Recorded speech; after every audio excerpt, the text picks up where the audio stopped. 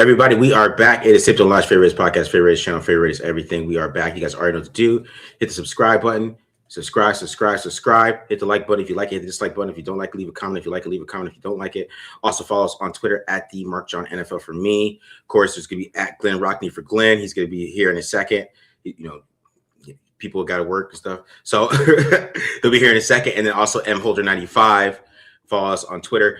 Also, make sure you hit up pandasubs.com, TDL discount code for 25% off. Also, make sure you hit up Homage.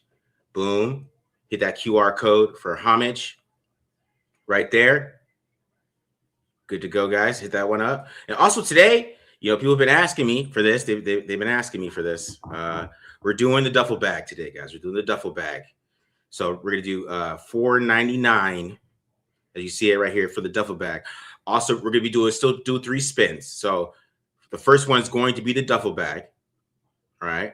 But also, we're going to do 2 more spins. If you win the second spin, you win a jogger and a T-shirt, okay? So just so everybody has a chance to get something. I know, you know what I'm saying? I know that one spin is going to, get some people, a little off guard. But, you know what I'm saying? We're going to get you so make sure that everybody has a chance. So $4.99 duffel bag right here. You get this nice little TDL duffel bag right here. Let me pull up the joggers here too as well for you guys. You guys can check that out if you haven't seen those before.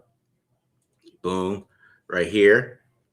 So you can see that we got the joggers right here, and then do the normal T-shirt right here. So T-shirts and jogger, you get both if you win the other raffle. All right. So $4.99. You got a chance you could win a T-shirt and some joggers, or you could just win a duffel bag.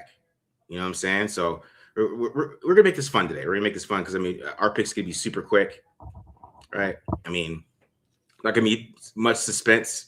You know what I'm saying? Just for a little bit, probably for the next 20 minutes. I'm sure when Glenn gets off and he gets settled in, we'll be here. I'll probably be me for the first pick, and then you have the other guys coming in. So they'll be here in a second. I believe. Let me see if I can get Matt in here already, though. I didn't even think about that. Let me send these links out, guys. Make sure everybody can get in here when they need to. You know what I'm saying? Boom. Get these links here. But I'm holding it down for the first 30 minutes. I'm like the opener here. You know what I'm saying? I'm the opener for the show. You know what I'm saying? And we're gonna get our draft board up here. Let me get that up here too. Look at the draft board up here as well. Boom.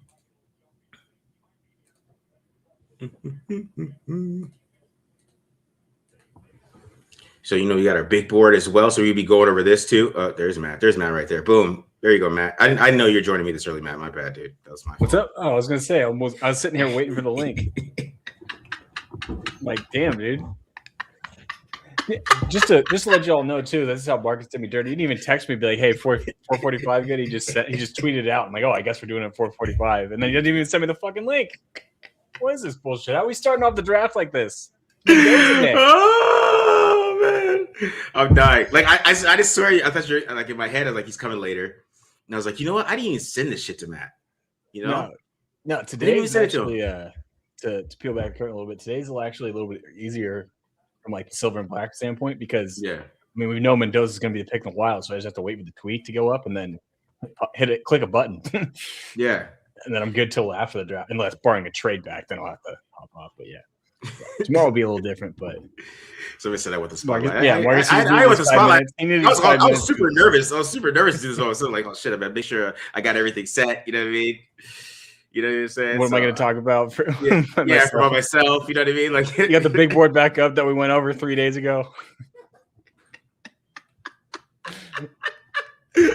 Oh, that's hilarious. It's a great way to start this. That's fine. Let's give you a good day. It's a great way to start this off. Make sure you follow Matt at mholder95. and we're good to go here, guys. So we're exciting day. Like I said, it's gonna be easy for us. I'm doing the same thing, Matt. I got this SB Nation Reacts. I already have it ready. I'm just gonna make sure I hit this button. I was probably gonna wait for the picture, maybe. Maybe the US Today would drop the, you know what I'm saying? That might take the jersey picture. You know what I'm saying?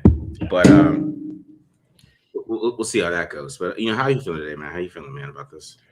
I'm good, man. I mean, it's exciting, but it's also like, again, like I was just talking about, we know Mendoza is going to be the pick. It's just a matter of making it official. It does kind of take like the lure of like the first round away as a Raiders fan a little bit, but yeah, I'm excited to get going. It's going to be a fun weekend. I feel like even though like there's 6 teams with 2 picks, so we've had like 6 trades already.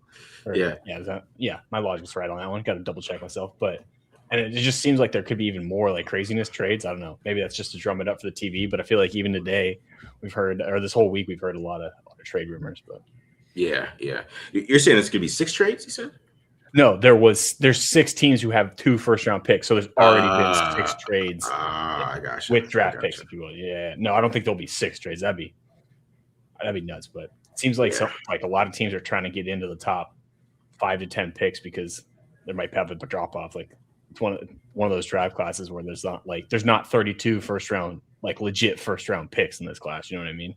Yeah. I've heard someone say like 10 to 15s for some of these teams. So somebody said this is the worst draft to be drafted in the 4th round. In the 4th round, I did see something like that. Like some team like there's like only like 5 rounds worth of like draftable players for some teams. That's an interesting one. That's wild. So what, do they just quit after that? They just start trading back, or they just give up picks? That's what Mike Vrabel's doing, I guess. Everyone's just pulling them Vrabes. Oh my god! Yeah. I mean, Mike Vrabel has some serious problems right now. He's having some wife issues. That's why he's doing all these. Everybody's like, why is he doing all these statements? I'm like, you just never been married if you don't understand why he's doing all these statements, guys. Like, because more pictures came out today. And this dude's right back at the booth. That's the wife. That's called being married. I don't know if people don't understand that. Yeah. There's some people are like shocked that he's back at the booth. Like, yeah, man, he's married. He's got to go up there and like publicly just denounce everything. Like, I'm going to therapy. He's got to be like.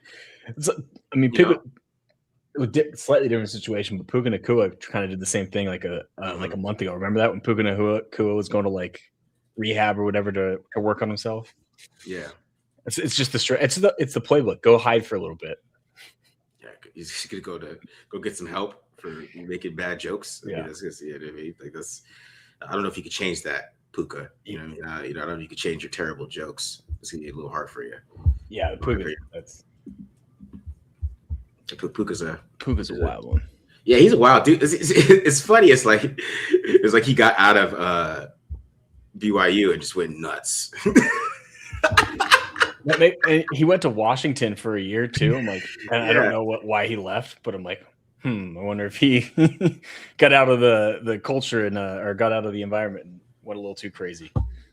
Yeah, it's like, man, like you just gotta be a crazy man over here. You know what I'm saying? So it's gonna be wild. But yeah, we're almost up here, man. We're almost ready to go. This is weird. I haven't done a draft like this when it's been this early. You know what I mean? Like it's been. Yeah.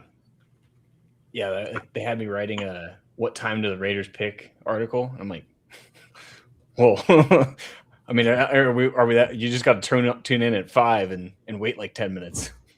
Yeah, I think the Raiders they're gonna make us sweat a little bit. Yeah, I think the league wants them to, right? The White League wants to drum it up, but I also feel like, I don't know.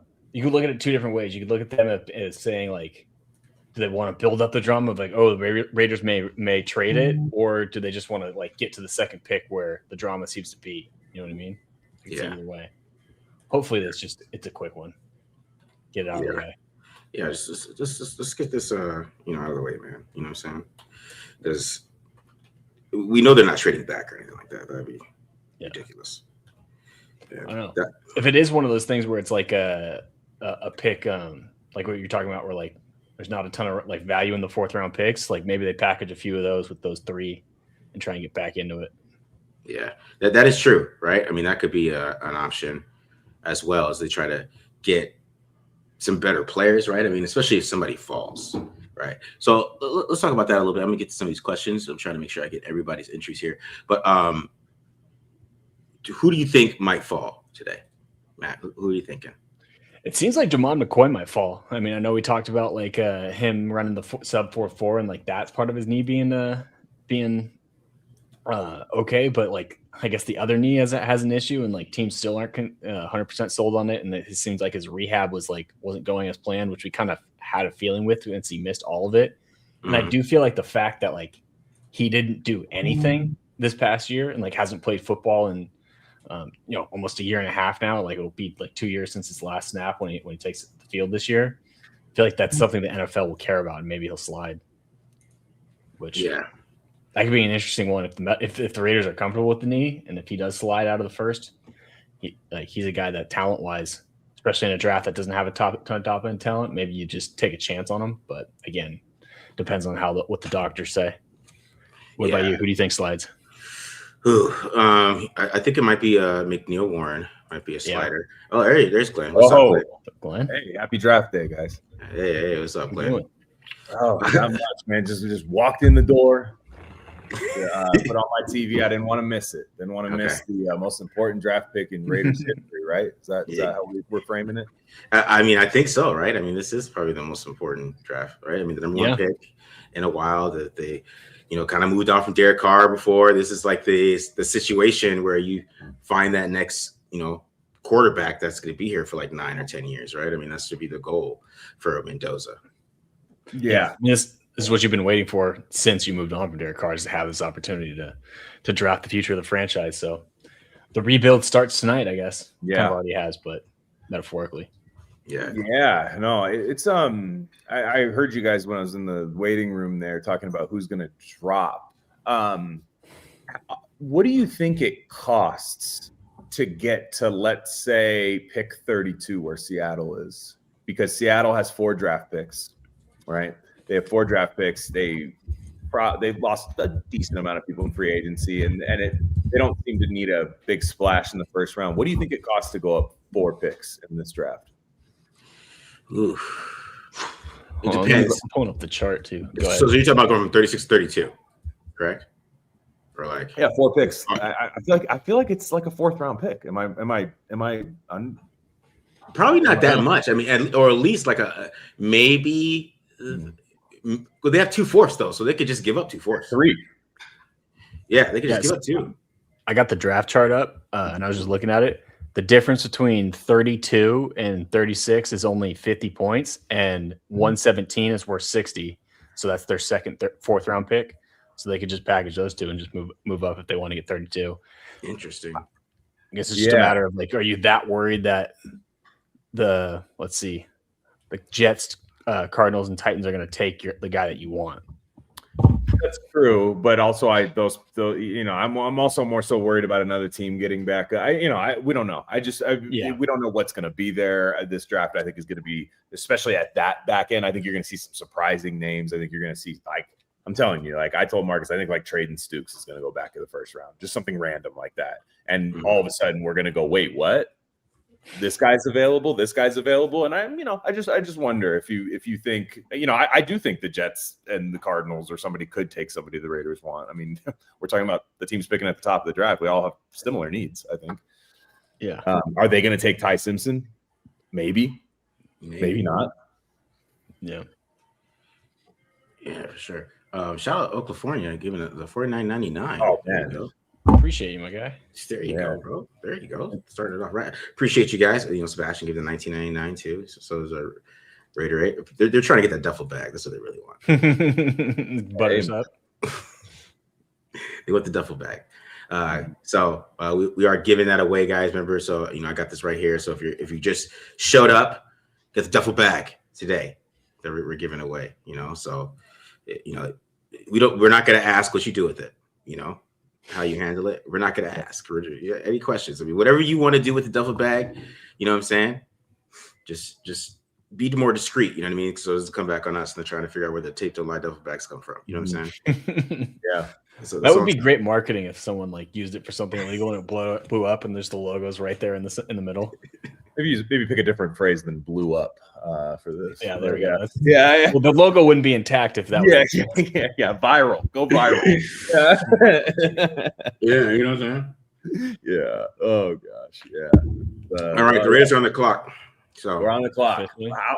All right. Over under on how long before the pick is in? Do you guys think it gets done within a minute or 2 minutes? I'm gonna say they get below 4 minutes, so I'm gonna go 3. Wow, over under. You think they're calling? They're just calling Fernando right now. They're just chatting with him. I feel like if you're right, like they're showing the Raiders draft room right now. Like if you're Spitesec, you got to just pick up the phone to troll people right now. Yeah. Pretend like it's like. Yeah, like Fernando's on the other line right now. I'm FaceTiming him with right now 4 first-round picks, and I start thinking about it. Yeah. Fernando says 5 first-round picks. I'll go with 4. I don't know about you. Yeah. No, I straight up wouldn't take the offer this year. I just wouldn't. I know I don't. You were given this pick. You're picking here for a reason. Just take the guy. Yeah, I agree with that, dude. Next year, I think you can get the King's ransom. Like next year, if the Raiders are bad, which could be the case. If they're bad, next year everybody's going to be trading up for those quarterbacks, and you could be the team that gets the bag for that. Yeah. I agree with that, man. I'm the same boat, man. What else we got? Bypassing a franchise QB to try to get one later. Yeah, exactly. What if they showed Mendoza right now, just like shrugging his shoulders, like I don't know what happened, guys. Like I thought I was gone. Then you see like Ty Simpson celebrating in his house. Right? Yeah, dude, for sure.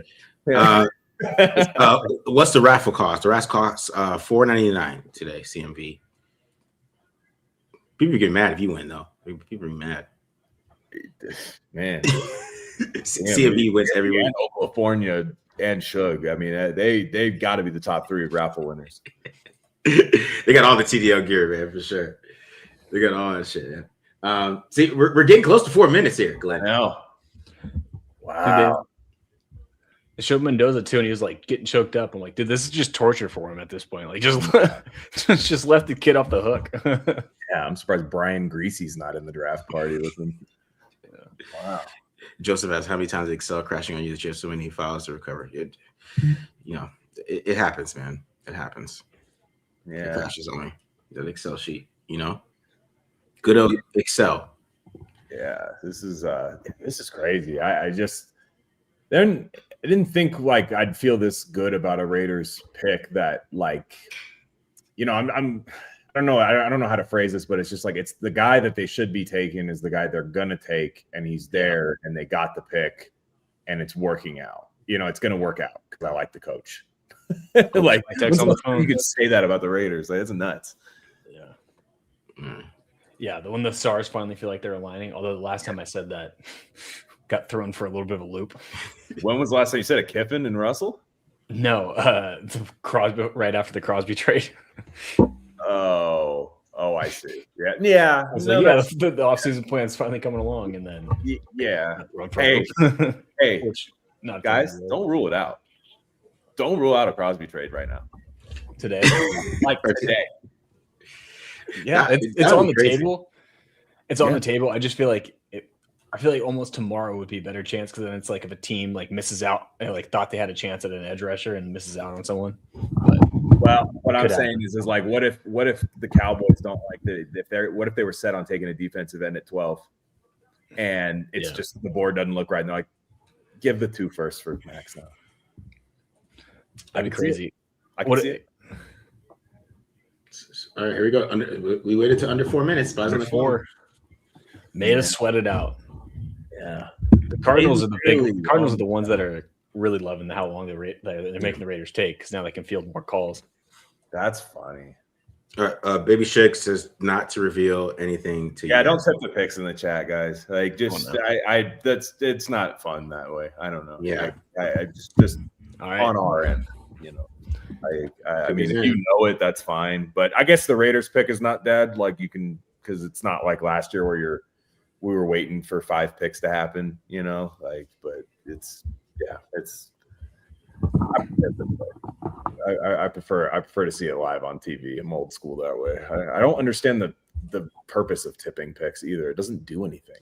Yeah, seconds before they become live. Yeah, it's one. I think Schrager had a great perspective on it. Like if you have it like well in advance, go for it. But if you're like talking about like a matter of like a few seconds, like 30 seconds before that gets announced, like that's not cheap. Really a tip. Yeah, you're right. Exactly. This is man. Pro comp is Drew Bledsoe. Man, have you seen Drew Bledsoe try to move? Yeah, a Drew Bledsoe comp. That's Mendoza can move. Drew Bledsoe didn't have a college football scramble run the way Mendoza did. That's Bledsoe could not move. That's an interesting ass comp, bro. Like where did he get that? Drew Bledsoe. Probably height and weight. Bledsoe is big as hell. Yeah, I think the height and weight really mess people up with Mendoza. Yeah, like because him being, they weren't expecting him to be that big. That's why I heard like Carson Palmer. I was like, whoa. Guys. And that's just not it. That's not a correct comp. Yeah, people just forgot about the arm that dude had. It's different. Yeah, that's different. Yeah, there he is. Comes Big Raj. Here we go. It looks like nice weather in Pittsburgh. Oh, there we go. Yeah, Arvell Reese. Are you kidding me? No way. Damn it. There he is. Can you hear the drums, Fernando? Yeah. Great. Can you hear the drums? Yeah. Fernando Mendoza's here, guys. So it's official. I mean, we don't have to like wow, it's not AI. I get to see him in a Raider hat that isn't AI. Yeah. It's so cool. It's a great day. I really feel like this is a great day, though. Like, yeah, real, man. It's just it is. It's a great moment. Cause shit, man, we finally have a quarterback that kind of feels like he's legit. You know what I mean? Like it doesn't feel like he's right. Gonna be like is there a lot of question marks? Not really. You know what I mean? Like you feel super comfortable with him. You know what I mean? Like it's just one of those things, in my opinion. Like, I mean, he's safe as hell. That's the thing. Like, and I think a lot of people don't like that he's safe. They'd rather have the, kind of high ceiling guy. Right. But, I think the Raiders it's time for some damn safe, in my opinion. Yeah. You know what I mean? So, I mean, to put it in perspective of like the last guy the Raiders took number one, the last quarterback the Raiders took number one overall, like those stories we heard about him, I'm not going to mention his name. Everyone knows who I'm talking about. Compared to the fact that Mendoza's like already learning the playbook, like already working with Brian Greasy, like already putting the work in, like that just gets me so much more excited. The fact that he's already like recognizing like where it needs to get better at and already working at it. Like, yeah, and I don't think 20 years from now, Jamarcus Russell, I don't think Fernando Mendoza is going to be on podcast saying, if you call me a bust, I'll bust in your mouth. I just personally don't think he's going to be doing that. But I think Fernando, I think he's, the thing about Fernando is he's probably not that fun to talk about for people who aren't Raiders fans. Like he's not really that, there's not that volatility. There's not that, I think people view that as boring in a way. But like you said, Marcus, like boring can work a lot. And I don't think he's a boring quarterback. I mean, we watched him play in big games. I think the minute the game gets interesting, his play gets a lot more interesting. And I think he is a gunslinger. And I think he wants to play that way. And I think it's up to this coaching staff to make it work. And I think what a lot of people struggle with, especially the people who maybe wanted to wait till next year for a quarterback or people who think this isn't the best situation for him or anything, is these are all gamble picks. Like it's not a sure thing, but it's a gamble I want to take, right? Like when you put money down to bet on something, you have to have at least some right mind that it's like, hey, this might not hit.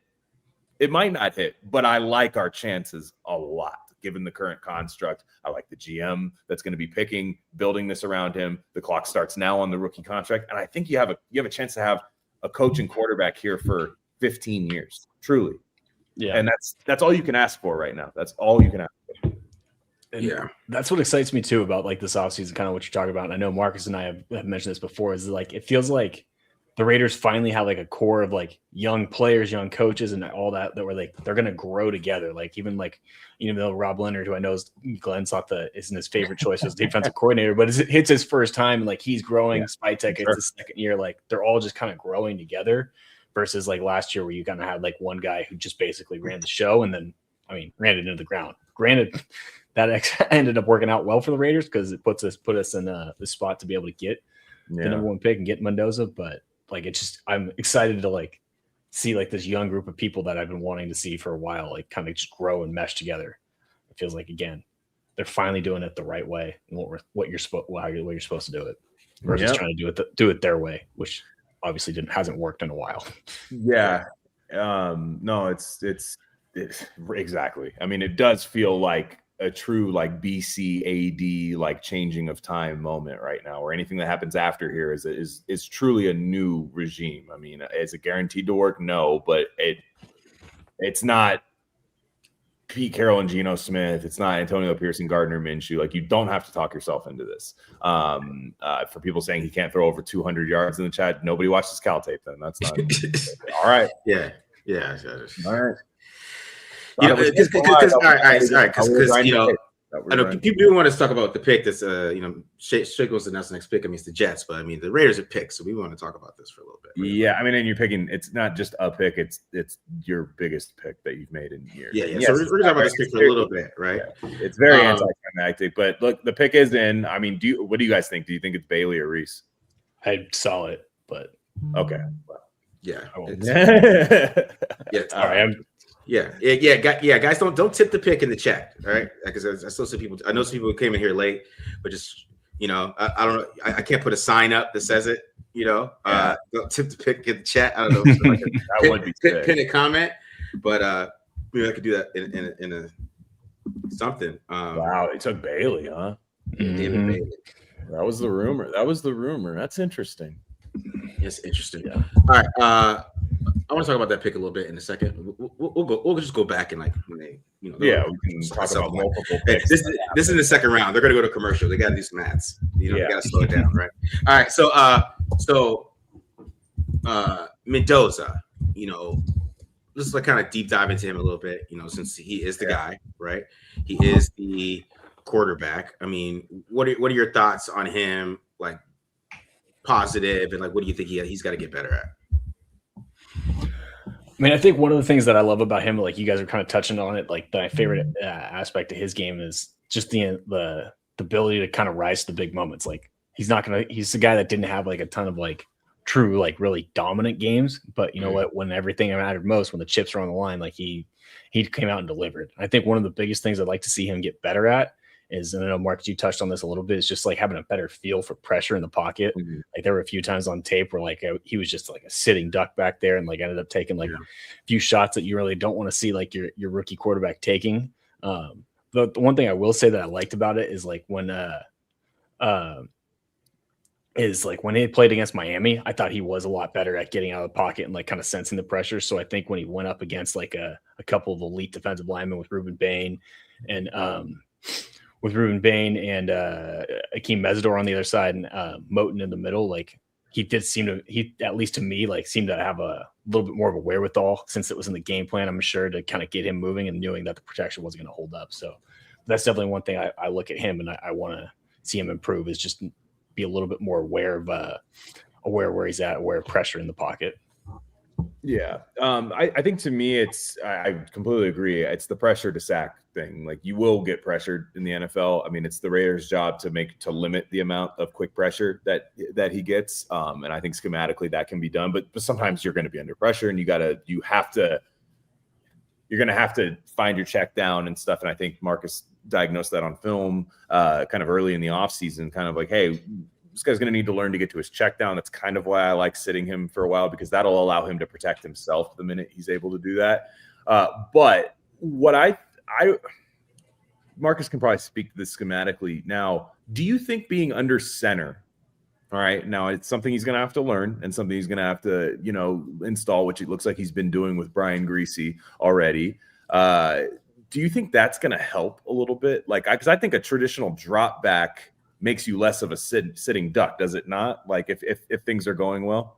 Yeah, I mean, if you're doing like a traditional drop back and which he's going to be doing with Kubiak, I honestly, I think it's better for the quarterback. I mean, that's why you see Matthew Stafford still balling, because they'd be doing the traditional drop backs where they're under center, he's dropping back, and it's you could see the field a little bit better. In my opinion, you could always tell when guys do that, and why, like back in the day, like quarterbacks used to get rid of the ball so much quicker, is because they are doing that drop back and they can read the field, and by the time they take that step, right, it's already on the timing and based on all that. So I think that is going to help him out a lot.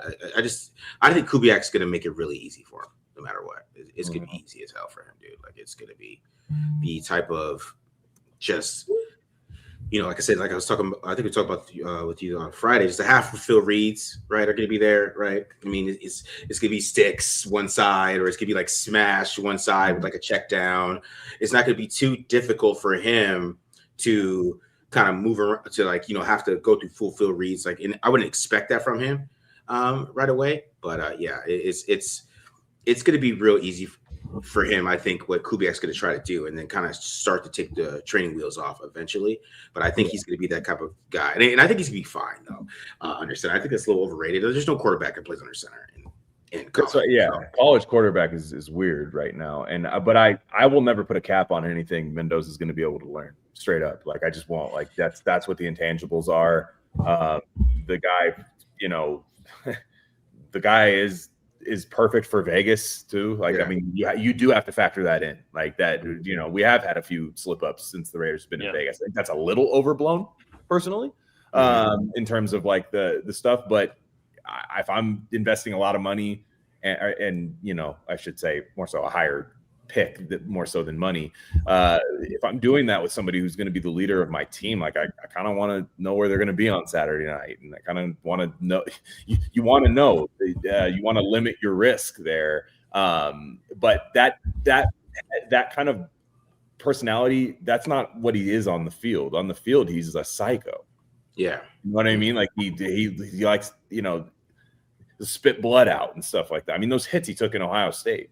And the way he bounced back from them. It wasn't just the first one. He got hit by, I think it was McDonald in the end zone later in the game. I thought they slept him again. And he just pops up. And it's those things. You cannot teach a quarterback that. Like, you can't. We've seen it with Raider quarterbacks where like, you hit him once, it's a different guy. If you play clean pocket, oh man, I'm talking about Carr, of course, but you hit him once, you hit him once, they're and you're like, wow, I'm getting a different quarterback now. So it's interesting. Wow, the Cardinals have to pick now. They tried to trade, but they didn't like the offers. I'm still thinking this is Jeremiah Love. I think so too.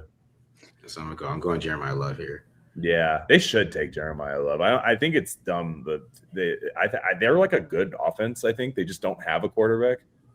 Yeah. Like that's a good team to do it, in my opinion. Is that like a team that can spread it around? Then if you do get your quarterback next year, that's a loaded offense. Yeah, for sure, man. This is the draft class to do that too, and I think and I think Love's a good enough prospect that you can justify it. Yeah, no, it's like you have like Love and Tyler Algier. That's like nasty. Let's see. Jeremiah Love, look at that. Nice. Look at that. Good for him. I'm glad he's in the NFC. I'm a huge fan of him, so I'm glad. It was. My bad. At the beginning of free agency, I thought he was going to be a Chief. So, I'm just glad that's not the case. It was funny. I was doing the Draft Professor mock draft. He did like a mock draft on our show, and they were like kind of shocked that I took him for the Cardinals. And the reason why I did it is because I know the Bidwells, and the Bidwells have nobody to sell tickets for right now. Yeah. Nobody to sell tickets for. Not a single guy. Like who? Like Buda Baker? Marvin, but no quarterback to throw on the ball. Yeah, Trey McBride's not exactly like a ticket sales guy. They were kind of mad that Kyler Murray didn't really have much of a personality either. He was never like, even if some of his play was fun at times, he's not really that like fun of a person, it seems like, at least not as a personality. It's really funny, man. You hear people talk about Jeremiah Love versus Genty, and like Jeremiah Love is pretty rare in terms of his prospect stuff, but one thing nobody gives any credit to Genty for is being durable. Like the guy freaking, that's what makes the pick like worth it a lot of times, is your durability and stuff. And I think Genty showed enough last year to show that he's a good football player, and perhaps a very, very, very good football player. But I will say this: Jeremiah Love likes to jump over people, and he was part of a committee backfield last year. Make no mistake, he was part of a committee backfield. There's a reason his other running back might go the end of the first round in here. It's because he got a lot of. So just be careful when you say someone's better than somebody, and if you're gonna give them that bell cow amount of touches. Now they do have Algier there. I'm just saying you're going to feel the need to justify that third pick by handing it to him a bunch of times. I'm just saying that's my one concern about Jeremiah Love is he's not the durable player the way Genty is. Yeah, because technically, he is a better prospect. Just look at the damn dude. No, he's a monster. I mean, you know what I'm saying? Game wrecker. I mean, the guy he can have 2 runs that win you the game. Also, Shook, I put it down here at the bottom of the. I made sure to help you out here. I put the order here. I might start putting the picks in too, if you want to. Is that'll help you guys out a little bit, so you guys can see where everybody's out here. But you know, I'm hooking you guys up here. I got you. I'm just saying, if Jeremiah Love gets hurt a bunch, you can't use that excuse. Is all I'm saying, because I'm the one that is telling you that's going to happen in the NFL. I watched every snap of this guy's game. He is special, but you're going to have to still have a RB2, RB3 kind of committee with him. I'm just saying, like, because I think he's Darren McFadden in the league personally. Is Jeremiah Love? I think he's got a little bit stronger legs, which should help him. But I think he's Darren McFadden. Interesting. That's an interesting comp. Darren McFadden. Tall, upright runner. I mean, McFadden's speed in college and the pros. McFadden, there wasn't people outrunning him. I mean, he's a classic. Like, if you could have just said healthy guy, kind of what you're talking about. Like, I feel like that's one of the one that, like, if we go back on it, one of the big things that like ended up doing McFadden's career, and like not undoing it, but like not living up to his potential was he was always hurt, and like Love, if that's a durability, might be his biggest weakness.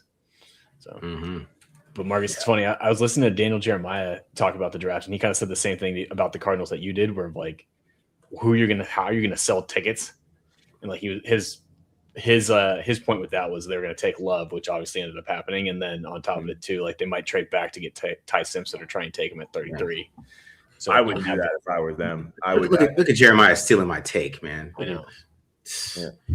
I would absolutely do that if I were them. Only because I actually don't think the Cardinals are going to be picking top 5 next year. Like, I just don't. I think they're going to win like 6 games or something like that, you know. And of course you can trade up, but I don't think people are going to want to be trading down if they're picking high, like the Jets and teams like that. I think they're a little bit better of a team than people give them. They're in a tough division, but I think with Ty Simpson, if you can get him for a year sitting behind in that LaFleur kind of the offense that he comes from, I think that's like a worthy dart throw to me. Like, because if it works, your offense is set for a long time. And if it doesn't, it's a second round pick, whatever. That's I mean, there's tons of guys. I mean, back in the 90s, these guys would go 1. Like Jeremiah would go 1 over like for sure. Did Ricky Williams go where how high was Ricky Williams? Is he 1-1? Yeah, of course. He didn't go 1, did he? I thought he was 1-1. I thought they traded for the number 1 pick for that. Yeah, they gave up literally all their picks just to get him. Yeah. I remember that. No, he was 5th overall. Kajana Carter went 1, and he was a Penn State. That was when they said don't take Penn State running backs. That was like why they said that was him, and I think Curtis Keenan. Like they were just like, you just don't take Penn State running backs for long. Saquon has squashed that. Probably I'm trying. Who was the last running back to go? It's been a while. It has been a while. It has been a long time. Yeah, I got it up on Wiki. It's probably Ricky Williams now that I think about it. Because Reggie was 5. When everyone thought Reggie Bush was going to go 1, they took Mario Williams instead, the Texans. Mm-hmm. That was the last time I thought we were going to get close. It was Carter that Marcus said in 95. He was the last one. Oh, so that never happened again after that, huh? Wow. Interesting. I'm looking at it. It's a lot of QBs. They used to go top 5 like every year, though. They used to go like in the top 5. Yeah. Carnell Tate to Tennessee. Wow. Yeah. That's a shocker. I don't think people like these O-line the way people say it. I think they're going to fly in the 20s, these tackles, maybe after this pick or something. But, Maui Noah's got the back thing. By the way, Marcus, remember when people said Maui Noah couldn't drop to 14? Remember when people said that? I'm going to be on Maui Noah watch, by the way, because it was impossible. They told me it was impossible. For the 5 minutes the Raiders had the 14th pick, I mocked Maui Noah to them. That might be possible for real. If Colonel Tate's at 4, yeah. That's shocking. I thought Saul would for sure pound the table to get his Fred Warner guy in Sonny Styles or Arvell Reese. I mean, like to me, like that. I have questions about Arvell Reese because when you're a bad team, the last thing you want to do is we can convert this guy to defense. Like it's like that's a team. The better team that gets it, the more he slips, the better his projection is, in my opinion, for Arvell Reese. But like again, if we're picking Tate at 4, I'm kind of like, damn. Yeah. You would think you might take Arvell Reese at that point, right? I mean, you would think that's what especially with Robert Saleh, but also Robert Saleh got fired because his offense sucked. You have to remember that. Yeah. Very true. He did not get fired because his defense was bad. He got fired because his offense stunk. And offense, I will say, offense can get it's weird. Offense gets defensive coaches fired. Defense doesn't get offensive coaches fired. Zach Taylor still has a job. That is true. So I mean, I'm sure you could point to some examples where that's. How does he have a job? The Bengals. They don't want to pay a coach. They score a ton of points. They score a lot of points. Yeah. I also think the Bengals just don't want to pay a coach to not. Yeah, that's true. Mike Brown. Hey, they traded the 10th pick for Dexter Lawrence. They might. They gave Dexter a huge deal. Yeah. Jesus, that's crazy, man. Mike Brown might be like, yo, I'm gonna be alive for like 5 to 6 more years. Let's get this going. We're going for it. Mm-hmm. Yeah, this is stupid in my opinion. What position does this defense need that gives this defense a boost it needs, and what surprises do you guys see happening? Matt, you go first. I mean, I think one of probably the biggest difference maker would be if they can get a guy that can create turnovers. Like I think that was one of the problems with last year's team is like we talked about this. The bend but don't break philosophy works when you can get a big turnover. Yeah. And like force the offense into a mistake because basically the philosophy is like we're going to make you execute more and more plays and then hope that finally sometime you make a mistake. They just didn't have a guy like a free safety that could really like roam and take advantage of it. Like Isaiah Polamau just doesn't have the speed to be able to go sideline to sideline and make quarterbacks like pay for making a bad read or anything like that. So I think defensively, if like you look at the roster, how it is right now, like that's probably the free safety spot and getting someone that can turn the ball over would be one of the biggest things that they could use. Yeah. Oh, and some more pass rush help for sure. Yeah. To me, and that's where I'm leaning. Honestly, is pass rush. What's weird to me, Matt, and I we don't often hop on the streams together, so I've wanted to ask you this question for a while. Doesn't it seem like these are all different players, but I think they could play the same role in the Raiders? Like I feel like the Raiders have the set the edge guy, and this class has a lot of like I might be like kind of light, but he'll just give you juice off the edge. Like to me, like a R. Mason Thomas. I know Cassius Howell with the arms are kind of small, but like I feel like it's like, man, if I just plug that guy in on the Raiders, like he'll just cause hell. Because I feel like that works. I feel like that makes them better immediately if they take a player like that. Yeah, it's just a kind of like a matter of where and when. I mean, there are like a lot of like we were going over it with our position ranking. There are a good amount of like those like twitchier guys that are like the stand up linebacker types versus like the base ends. Because I do think you're right. They do have like some dudes that can like set the edge, like Kwity Paye, bringing him in. That's what he's best at is setting the edge. That's one of Tyree Wilson's few strengths at this stage in his career. Charles Snowden did it for him last year. And now Kwity Paye. Yeah. Who the Chiefs trading up for? Well, Chiefs trade up? It's 6. They traded up to 6. Now I haven't seen the Giants pick yet, so I bet you it's either Arvell Reese or. Because I don't know if the Giants are taking Reese here, and maybe some of you know, or don't tell me, please. But if they are to take that, because I think the Chiefs want to. They're like the Chiefs are saying we're not picking here all the time. Yeah. We're not picking here all the time. Let's make this worth it. I wonder what it costs. I wonder if they wanted to get ahead of Washington and New Orleans to get Bain, because those two teams can use pass rushers. It's true, but what if it's Jordan Tyson? That's what I was thinking too. That's what I was thinking too. Like nobody's going there, huh? Like I mean, it could be Downs too because they need safety help after losing. I'm hoping it's Spencer Fano. That's what I'm hoping for. Spencer. They love Spencer Fano so much that they trading up for him. That's what I'm hoping for. No spoilers here, guys, because I want to. That would be interesting though, because Cleveland also could use Fano. Because Cleveland needs a tackle too. Yeah, but they might have Freeling as tackle 1, and if you're picking at 9, you might. I think that's what a lot of this intel that I think that's why teams like talk to Todd McShay is not to like be like, hey, we're picking this guy. It's like who do you think these guys are picking? Who do you think these guys are picking? And like they might have Freeling. I mean, I think the Browns still like Caden Proctor a lot, which is way too high for me, but it sounds like teams really like Caden Proctor. You do. And I it's not for me personally. But I do think like if it's like, oh, the Chiefs like this guy, or maybe the Browns have like 3 or 4 tackles that they really like, and they're just like, what if I was the Browns? You know what I would take if I was the Browns? And I would. What if you just took like Reuben Bain, and you had Reuben Bain and Myles Garrett and Mason Graham, and you're just like, whatever. Yeah, I don't think Todd Monken would sign up for that, but that would be pretty sweet. Like Jim Schwartz, you have pick 24. We'll get you something nice there. Jim Schwartz might like come back and be like, "Can I have my job back?" You're telling me I get those monsters on the D line? Oh my goodness, though. Like I was just thinking about that. I'm like, dude, that'd be pretty funny. Yeah. Fuck, Chiefs gave up 974 and 141. So a third. So they still kept 29. Shit. Yep, they did.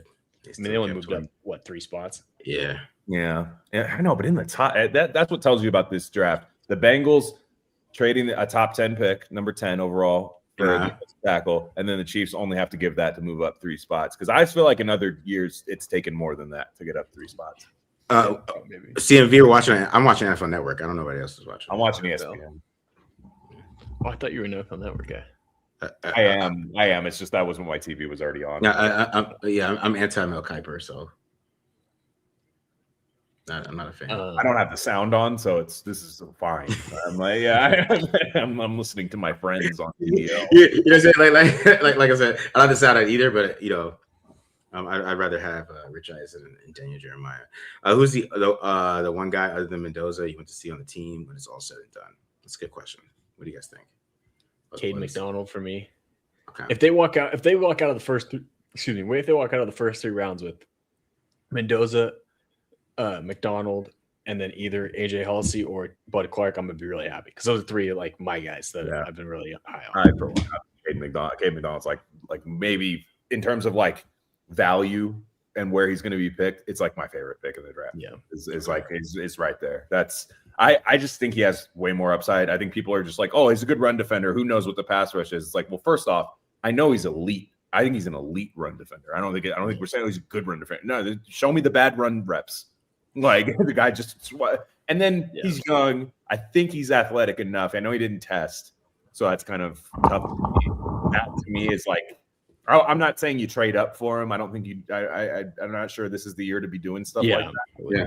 But if he's there at 36, I mean, my dream is that him and Chris Johnson are there at 36 because I think they're both awesome. And I think if you re-signed Eric Stokes, that means you're going to play a little off coverage, in my opinion. And I think Chris Johnson in that scheme would be really, really good. For me, go ahead. They are of a racist, but for me, I would be probably like one of the safeties. So like, if they got like McNeil Warren, I really like McNeil Warren. I do. I'm a big fan of his. I would be ecstatic about that. Probably my low key one, who I'd be ecstatic one that's kind of weird, was be Bo Stevens, which is like a late pick. Okay. I would just like that because I think he's gonna be a good player, and you can get him late. And then what else? Probably if I had to think, I don't know. Probably, it'd probably just be those 2, or or maybe a corner. If I had to pick a corner, it'd probably be like Chris Johnson, someone without having a static, somebody like that. Yeah. I mean, I really like R. Mason Thomas a lot too. I feel like R. Mason Thomas. I just feel like you can make this defense like, I won't say good, but like it gives them like this like kind of like it can get them back to like respectable quick if you just have juice off the edge, like real juice off the edge. Because I'm not going to count on Malcolm Kuntz in 2026. I'm just not. If he decides that he's healthy and productive in the pass rush, then go ahead. But to me, I really like R. Mason Thomas, and I am intrigued by Cassius Howell. I know he's got the short arms, but I don't know, man. I mean, he'd be getting picked right now at 6 if he had longer arms. Yeah, I like Cassius Howell a lot. I mean, it's kind of the pass rush is like you're like, damn. Like that has to work, right? I mean, he's doing it in the SEC and tearing people up. Like I don't know. It's weird. Yeah. So Reese is up here, right? Yeah, Arvell Reese. Who is back-to-back years for the Giants. They go with a top 5 pick for an off-ball linebacker it's converting to edge, and they listed him as an edge too. So I wonder if that means Thibodeau's up for grabs. I mean, at least Abdul Carter played edge. Yeah, like part of me wonders too. Like, are they just going to keep Arvell at off ball because he's a damn good off ball linebacker. Like, he's not like that.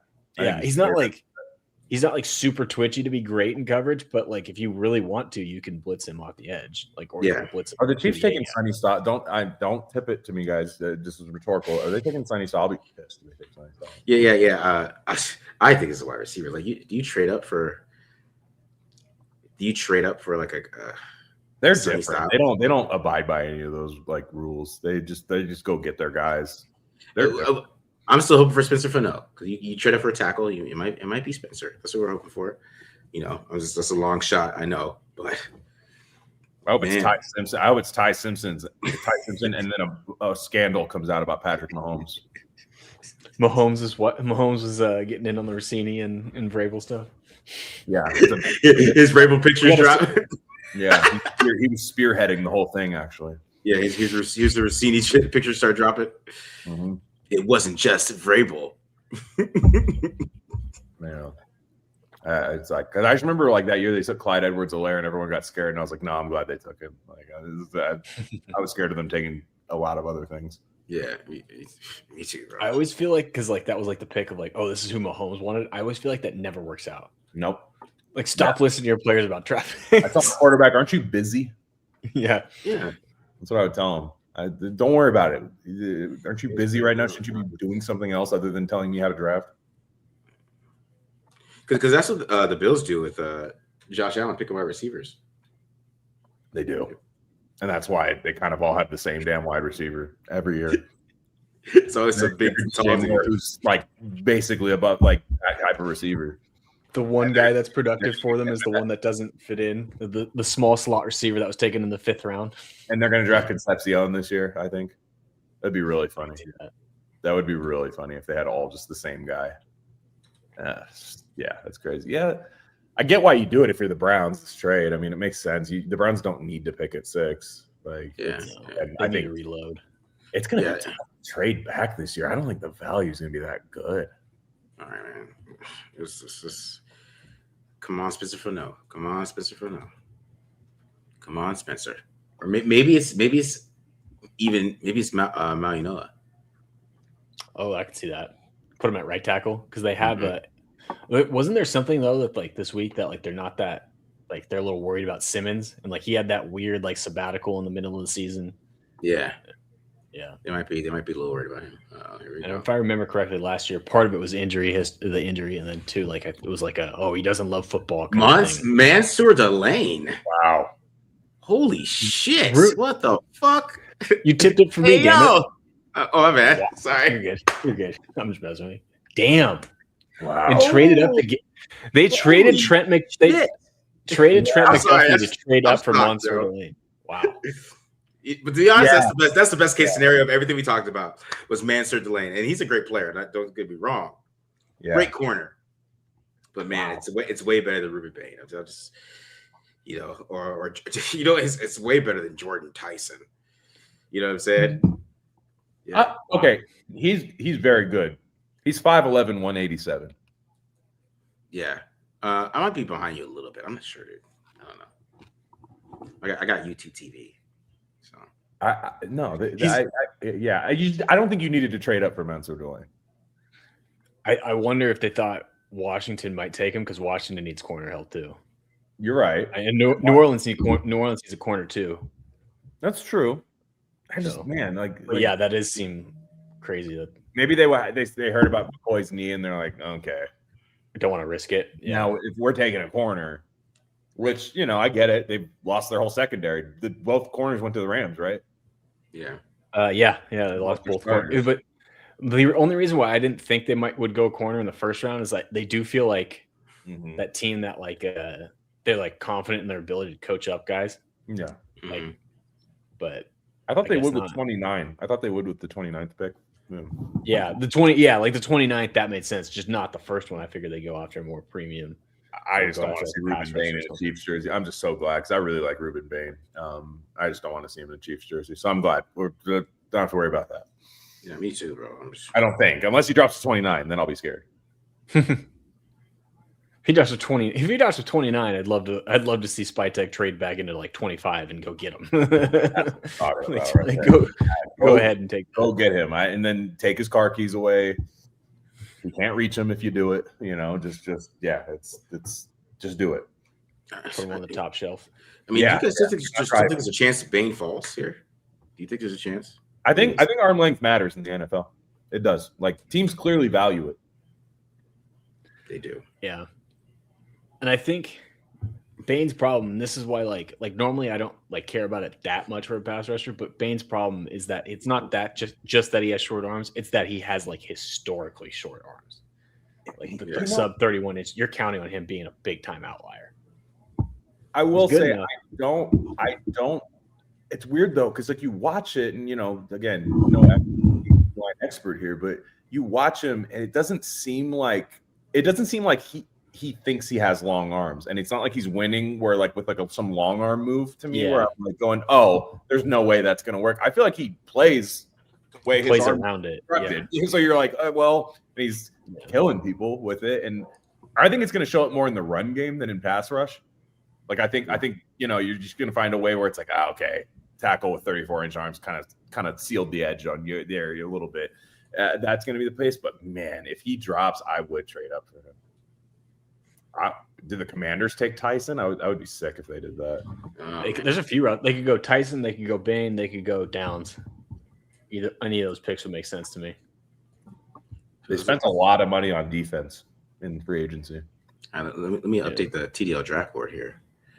I can get this. So who went? So Tate went. I don't even have Tate on here, so I was expecting that. Reese is gone. So is Reese gone. I can get this update. I'm glad a lot of the guys I'm intrigued by are in the NFC. I'll say that. Mansur Delane is gone, so it was shocking. Who else? Jeremiah Love, which I didn't even put him on here. So a couple smart moves by me there on the board there. I will say I'm gonna pat myself on the back a little bit here. I think when we first started doing this and we weren't sure where the Raiders were picking, and I did Delane, I said he's gonna be a top 5 pick. He went 6th, but close. There you go. There you go. Called it back in August or in October. There you go. So who do you guys think the Commanders are? I'm going to say Tyson. I think Tyson. I'll go Bain. You're Ruben Bain? I'm going to go tackle. I think you're going to take a tackle. I think you're going to take a tackle here. Watch. I just got a feeling. They have Connerly, though, from last year.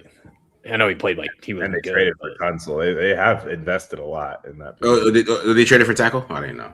No, they traded for Tunsil ahead of last season. Oh yeah, that's true, huh? And they have Connerly on the right. I mean, these tackles are guards. I mean, Maui go as a guard. Yeah, that's true. And but I would take Tyson here. But I think. Can I announce it now? Can I announce it? Give me a sec. Okay. Oh, we were all wrong. Yes, Sonny Styles. That's probably Ohio State.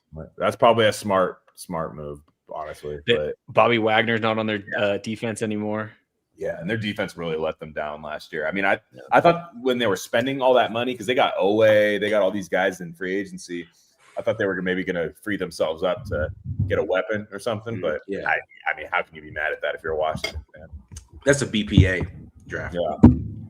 That's a BPA right there. Yeah, man. I mean, he's a monster. 6'5", 244. What the hell? Yeah, man. Shig's getting upset at these the tip pickers here. I mean, it wasn't really tipped, was it? I didn't see a tip there. Was it tipped? I didn't see. Are you reading the chat and driving? Yeah, man. I didn't think there was a tip in the chat right there. No, I think my ESPN might be just slightly slower than everybody else's, but yeah, I don't care. This is the streaming world we live in. If they have some damn cable, If cable was still around, we'd all be on the same damn page. We have some damn cable. Yeah, except you say that, and then we wouldn't be doing this. That's true. The streaming world didn't exist. We are on a stream, Marcus. Matt, we'd be picked up by a TV network. There we go. Exactly. Exactly. Like yeah, we'd be on NFL Network. Yeah. we'd be like on like that Channel 9 public broadcast television type shit. Oh, we'd have or like that Raiders show they do on the local Vegas one where they have like people, they got to wear like a nice shirt and they sit down in that little studio. Like that's what we'd be doing. Yeah, man. They're doing some public broadcasting. Check us out on Channel 13. Coming on right after Arthur. Yeah, right after Arthur. We'd be like in the studio and Tom's Hot Tubs. We'd be having like sponsored, like the local sponsor. Yeah, for real, man. That's what we would be doing. That's for sure. The Saints picked faster than anybody. Public access. That's what I'm saying. Public access television. Sorry. Mm-hmm. That's what it is. Gotcha. Yeah, there we go. Like high school sports focus back in the day. Like we'd be doing that. Yeah, I remember that shit, man. That's true. But yeah, I mean that's why we're not on the same page though, because we're all like I'm on YouTube TV, so that might be faster than somebody else's like Sling or whatever. You know what I mean? All this old stuff. Oh man, this draft is interesting so far. I'll say. Yeah, it's thrown us for a loop. It's like I feel like it's like the same players we all expected, or I guess Delane's a little bit like off there, but I feel like for the most part, it's the 7 players we expected to go to top 7, just in different order. Yeah. I still think Crosby's getting traded tonight, guys. I just have that feeling. You think so? Yeah. Hopefully it's soon. Yeah. What if the Ravens just come back to like, you know what? Actually, we'll do that same deal. They all just they did this Raider for life thing after the trade fell through. I'm like, how do you do that? How do you do like Raider for life thing? You're trying to reset. You're trying to reignite the flame of the market. Yeah. Here would be the interesting thing, though, Glenn. Yeah. Is say they do trade it today. What about the physical? He's gonna. I mean, well, here's my thing though. Yeah. If you make the pick, like what happened? Like, say they trade him for. Trade him to the Cowboys at 20. Yeah. And then like they pick like how do you? How would that work? I don't know. I'd be here for the chaos, but that could fuck over the Raiders pretty good. Yeah. Well, I think the physical thing we all know is complete BS in my opinion. Yeah, but like you in theory could fail and win the physical. Like, well, I think the trade would be knowing all of that, and it sounds like they have. I don't know. We'll see. I just have feeling he's getting traded. I don't know. I don't see him playing a full season with the Raiders this year. I just don't. Yeah, I can hear you on that. I can see it. Like, because that's the thing is like the trade rumor. Like the nice part of the nice thing about him getting traded at one point was the conversation ended. Yeah, and now it just picks back up again. It's not going to stop until either the Raiders are winning and they're a contender or the trade deadline. Right. Reduce the broadcast delay on you using the settings. Oh, they're getting a Mendoza live interview. You look like a politician. I know, man. I mean, he basically is one. He kind of is, Where is it? I don't know where it's at, but you gotta answer some of these questions while we wait for. I told you they're going to commercial. I mean, they're going to slow down the draft as much as possible. Happy draft day, Matt and Marcus. I guess Glenn wasn't here yet. Who's a good comp for Mendoza? Everyone's talking down on it, but then throw a Matt Ryan comp. I remember he used to throw bombs back with Julio. You know, the Mendoza comp changed when he became 6'5", 240 pounds. And that's the problem, right? It's like, who is he? And that's why you get the Drew Bledsoes, right? The Carson Palmers. But I'm trying to think who's like this, because you can't go Herbert because that's how big Herbert is. It's more because he doesn't have that huge arm like they do. Yeah. But that's where the comps kind of get difficult with him. Like you that's why you have to go back to, the Drew Bledsoe. Somebody said Peyton Manning, but I mean, I don't know about that. I mean, my comp has always kind of been Matt Ryan. Like that's good one I've kind of stuck with for a while. I feel like that still fits, and I think they're very similar in a lot of ways. I mean, is Ben Roethlisberger a good comp for him? I actually don't hate that. I don't hate that actually. I think he's reckless at times. Like I think he's going to take a lot of sacks like Ben Roethlisberger did. I also think he's going to be tough to bring down at sometimes. And Roethlisberger had a crazy arm, coming out of Miami, Ohio. But I actually don't hate that comp. This Shook said Andrew Luck, but I mean, Andrew Luck. We're not. Yeah, no, I wish, but no. Andrew Luck was like literally the perfect quarterback. Yeah, he's John Elway, bro. Like basically, you know what I mean?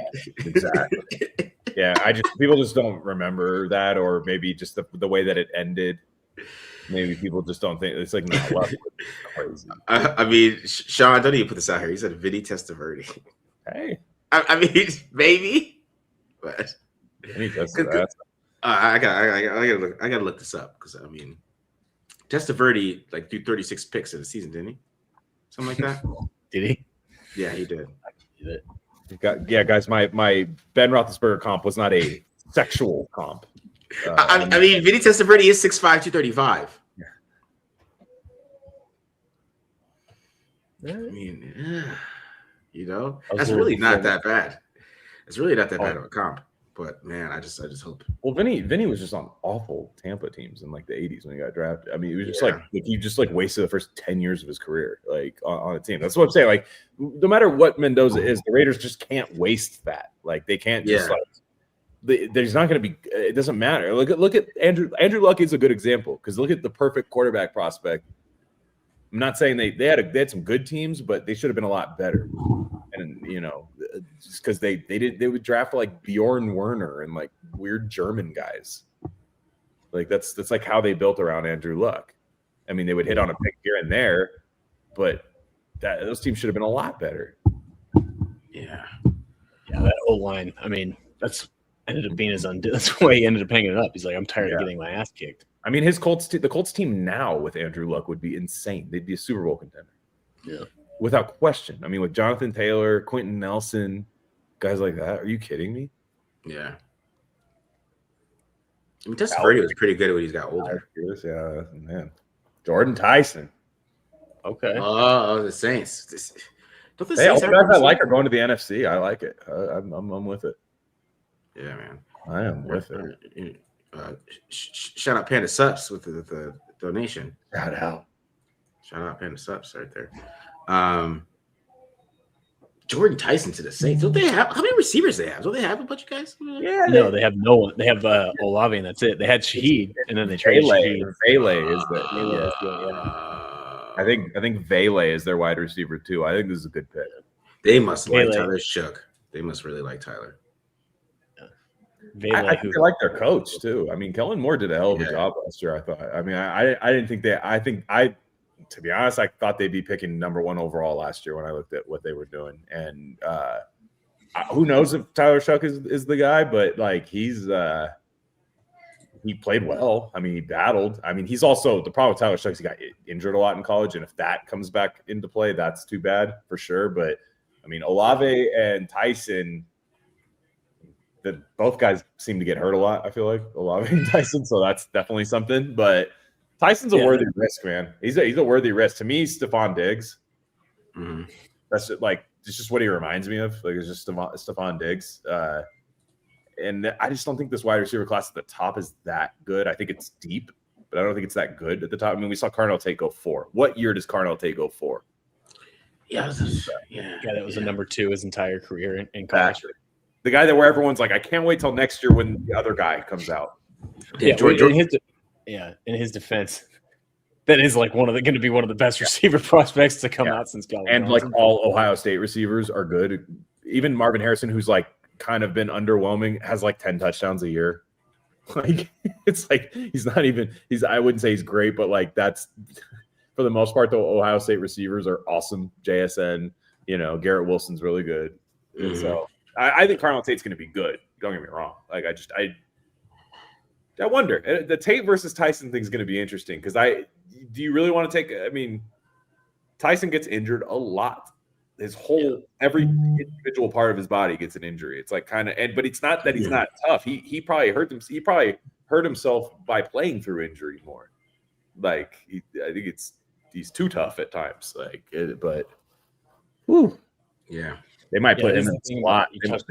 They might let him cook in the slot, man. Yeah. You touched on it. Like the Saints do have 2 wide receivers who have bad injury histories and a quarterback who has bad injury history. Yeah, man.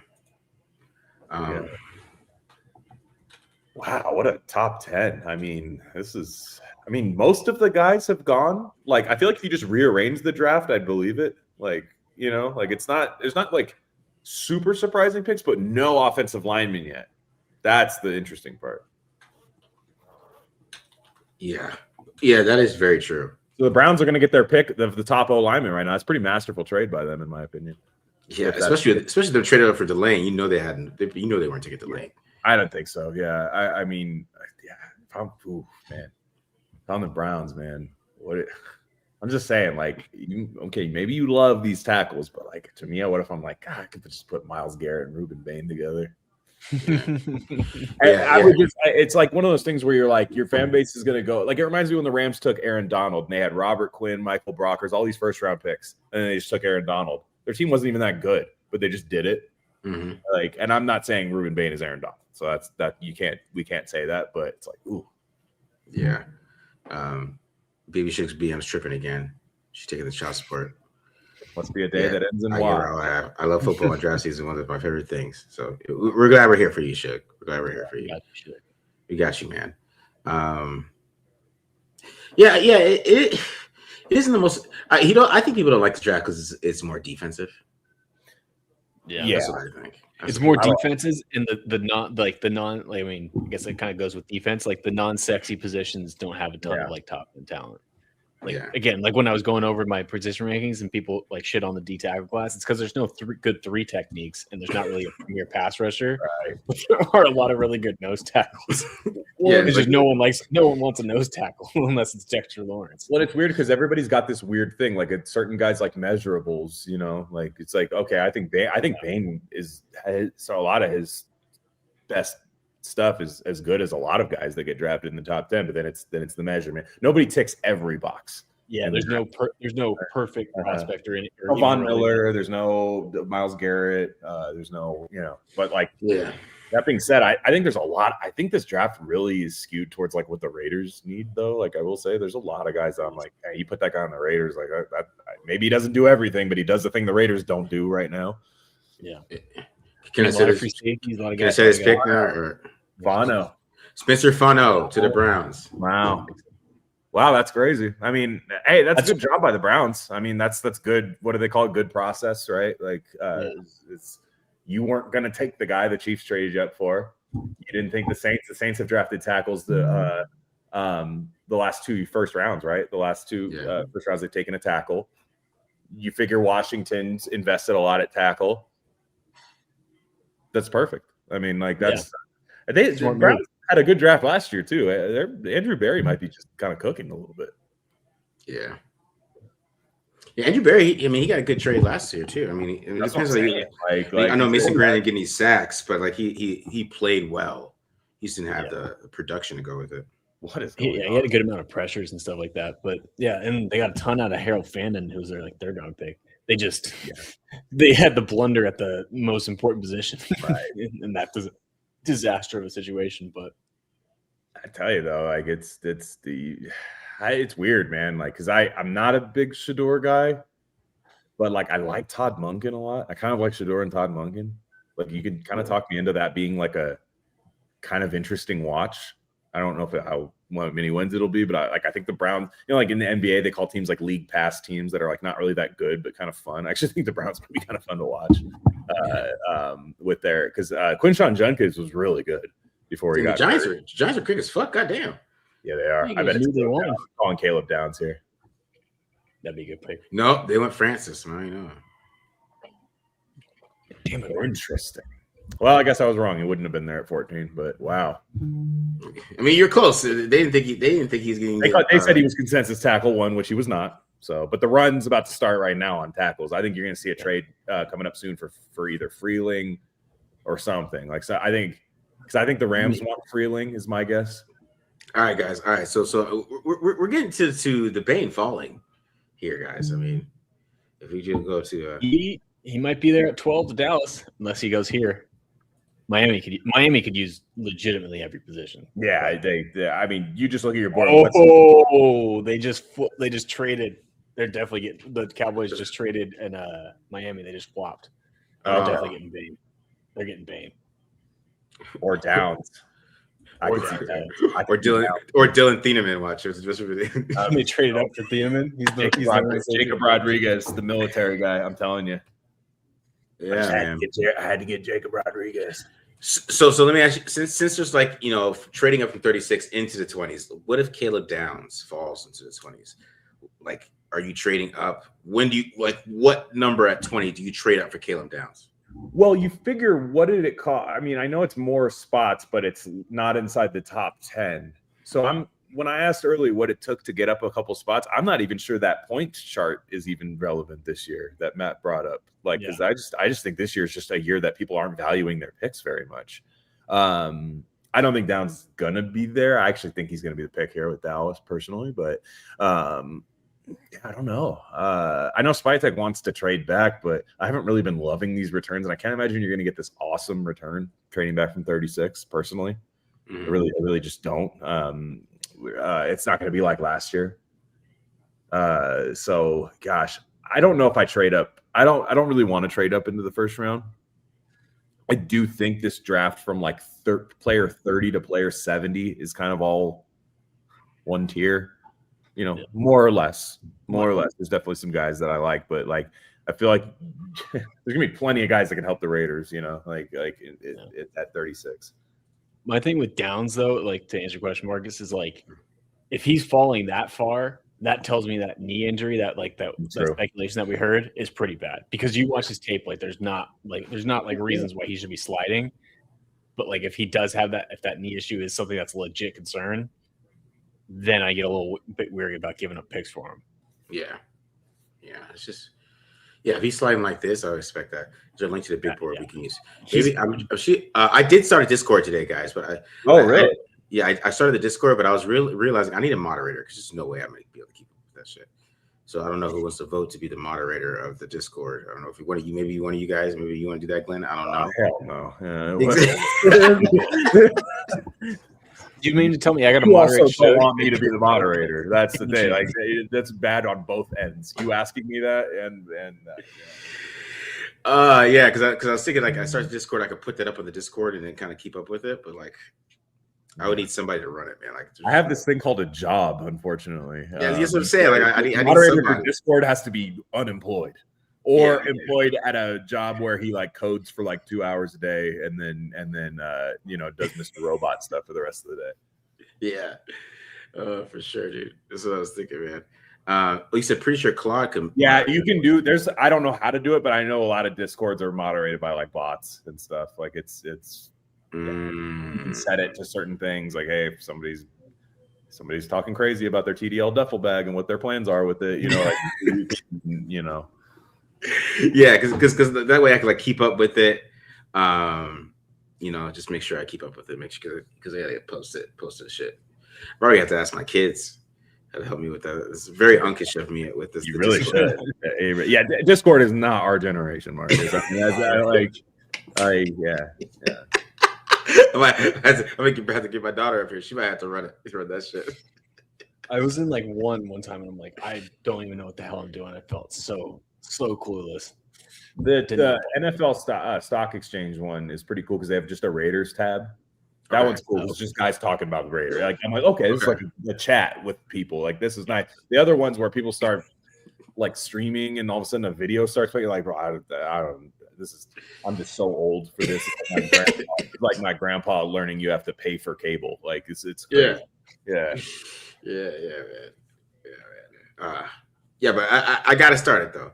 I gotta start it. He said I'm out for 3. He said I'm out for 3 months for free. That's a pretty good offer. Merch. It is. That's a good for merch. That's pretty good. Yeah, what happens after 3 months? That is a good question. Yeah. Does the price go up? Yeah. Put your card on file, Marcus. Yeah. I turned 41 in September, bro. So, damn, a true football guy, born in the beginning of the season. Yeah, man. Yeah. Have a lot of bad memories watching Raiders games on my birthday. Yeah, I'm October, so it's always like it's right when the Raiders like season falls apart. If they even start kind of good, is usually October 15th. Like the Washington game 2017. Yeah. That was my birthday. Oh, that was on my birthday. You know what's funny is last year I got the Titans win on my birthday, so one of their 3 wins was the Titans win, which I mean we'll all remember that forever, I'm sure. But that was like, hey, they didn't embarrass themselves on my birthday. That was nice. Yeah, guys. I'll be 41, and trust me, I feel it. Linebacker numbers. I might not look it, but I feel it. Trust me, guys. I do feel. I be feeling it sometimes. Like the knee just doesn't. Yeah. Sometimes it just doesn't. Yeah. I can't do the same things I used to do. You know what I mean? No, it happens. It happens. You wouldn't give yourself a big contract. Exactly. I wouldn't. That is the funny thing about doing this. It's like, man, you're writing about like, man, this guy's old. He's like 31 and I'm 32. Yeah. I'm like, damn. Yeah. Akeem Mesidor. I'm like, yeah. We're like, Akeem Mesidor is so old. He's 25. I'm like, I'm 7 years older than him. Getting colon screenings at the combine. Like, so old. I think Akeem Mesidor is too old as I schedule my colonoscopy. Yeah. No, BD's not 50. I think BD was. How old is BD now? I think he's about I think he's like a year or two older than me. Yeah, so he's like mid-30s. He's probably my age. Yeah, something like that. Yeah, you could tell me any number between 28 and 45, and I'd believe it about him. I don't know. Yeah, man. Yeah, BD's super excited about Mendoza though. He's super excited. Should be, man. I mean, every Raider fan should be excited about it. Like, if you're not excited about this, like, it's tough to get excited about anything because everyone's excited about next year's quarterback class, but we still have a full year of college football to watch where half of these guys are not going to have a good season. A couple of guys are going to go back to school. People are talking about CJ Carr. He's 19 right now, so I don't like. He's not even declaring for sure. Yeah. It was the most frustrating argument I had in the draft season because I'm like, I heard that about last year's class. And I heard that about this year's class last year. This current one. This one's crazy. I don't know if you guys seen it yet. I called it. Wow. Caleb Downs. They traded for Caleb Downs. I like it. I like it a lot. Would they have to give up hardly anything? I'm sure. Like it was probably like a 4th round pick at this point. Yeah. Like the Chiefs had to give up a third and a 2/3. Or something like to go up. This is to go up 1 pick. I like the pick. I mean, I'll tell you, Dallas. If they play any kind of defense this year, that Schottenheimer had them playing good ball last year. Yeah. Is Marcus Monster going crazy right now? Probably is. I mean, that's the positional value. I say what you will about the Cowboys too. Their 1st round picks are usually pretty good. Besides Mozzie Smith, like for the most part, they've got 1st round picks. Like it's the free agents is always really lackluster. But their draft, like in the top of their draft, they usually don't mess up the 1st round pick like the last decade. I feel like. I just want to say I got on Twitter. I saw the worst spoiler, so I had to get off it. I'm not even looking at it. I'm not the worst spoiler I've ever seen. That for 12? No, it's not for 12. It's not for 12, but it's insane. That's all I'm saying. It's insane. Okay, I'm ready. I'm ready to react to it. I'm like, you know what? I can't do this. I was just trying to see what Marcus Marshall was doing. I was like, oh. It's like I came around like an adult film. You know, you just try to watch something. You're like, it's like you're at work and you try to scroll Twitter. You're like, oh shit, no. It happens all the time. Yeah.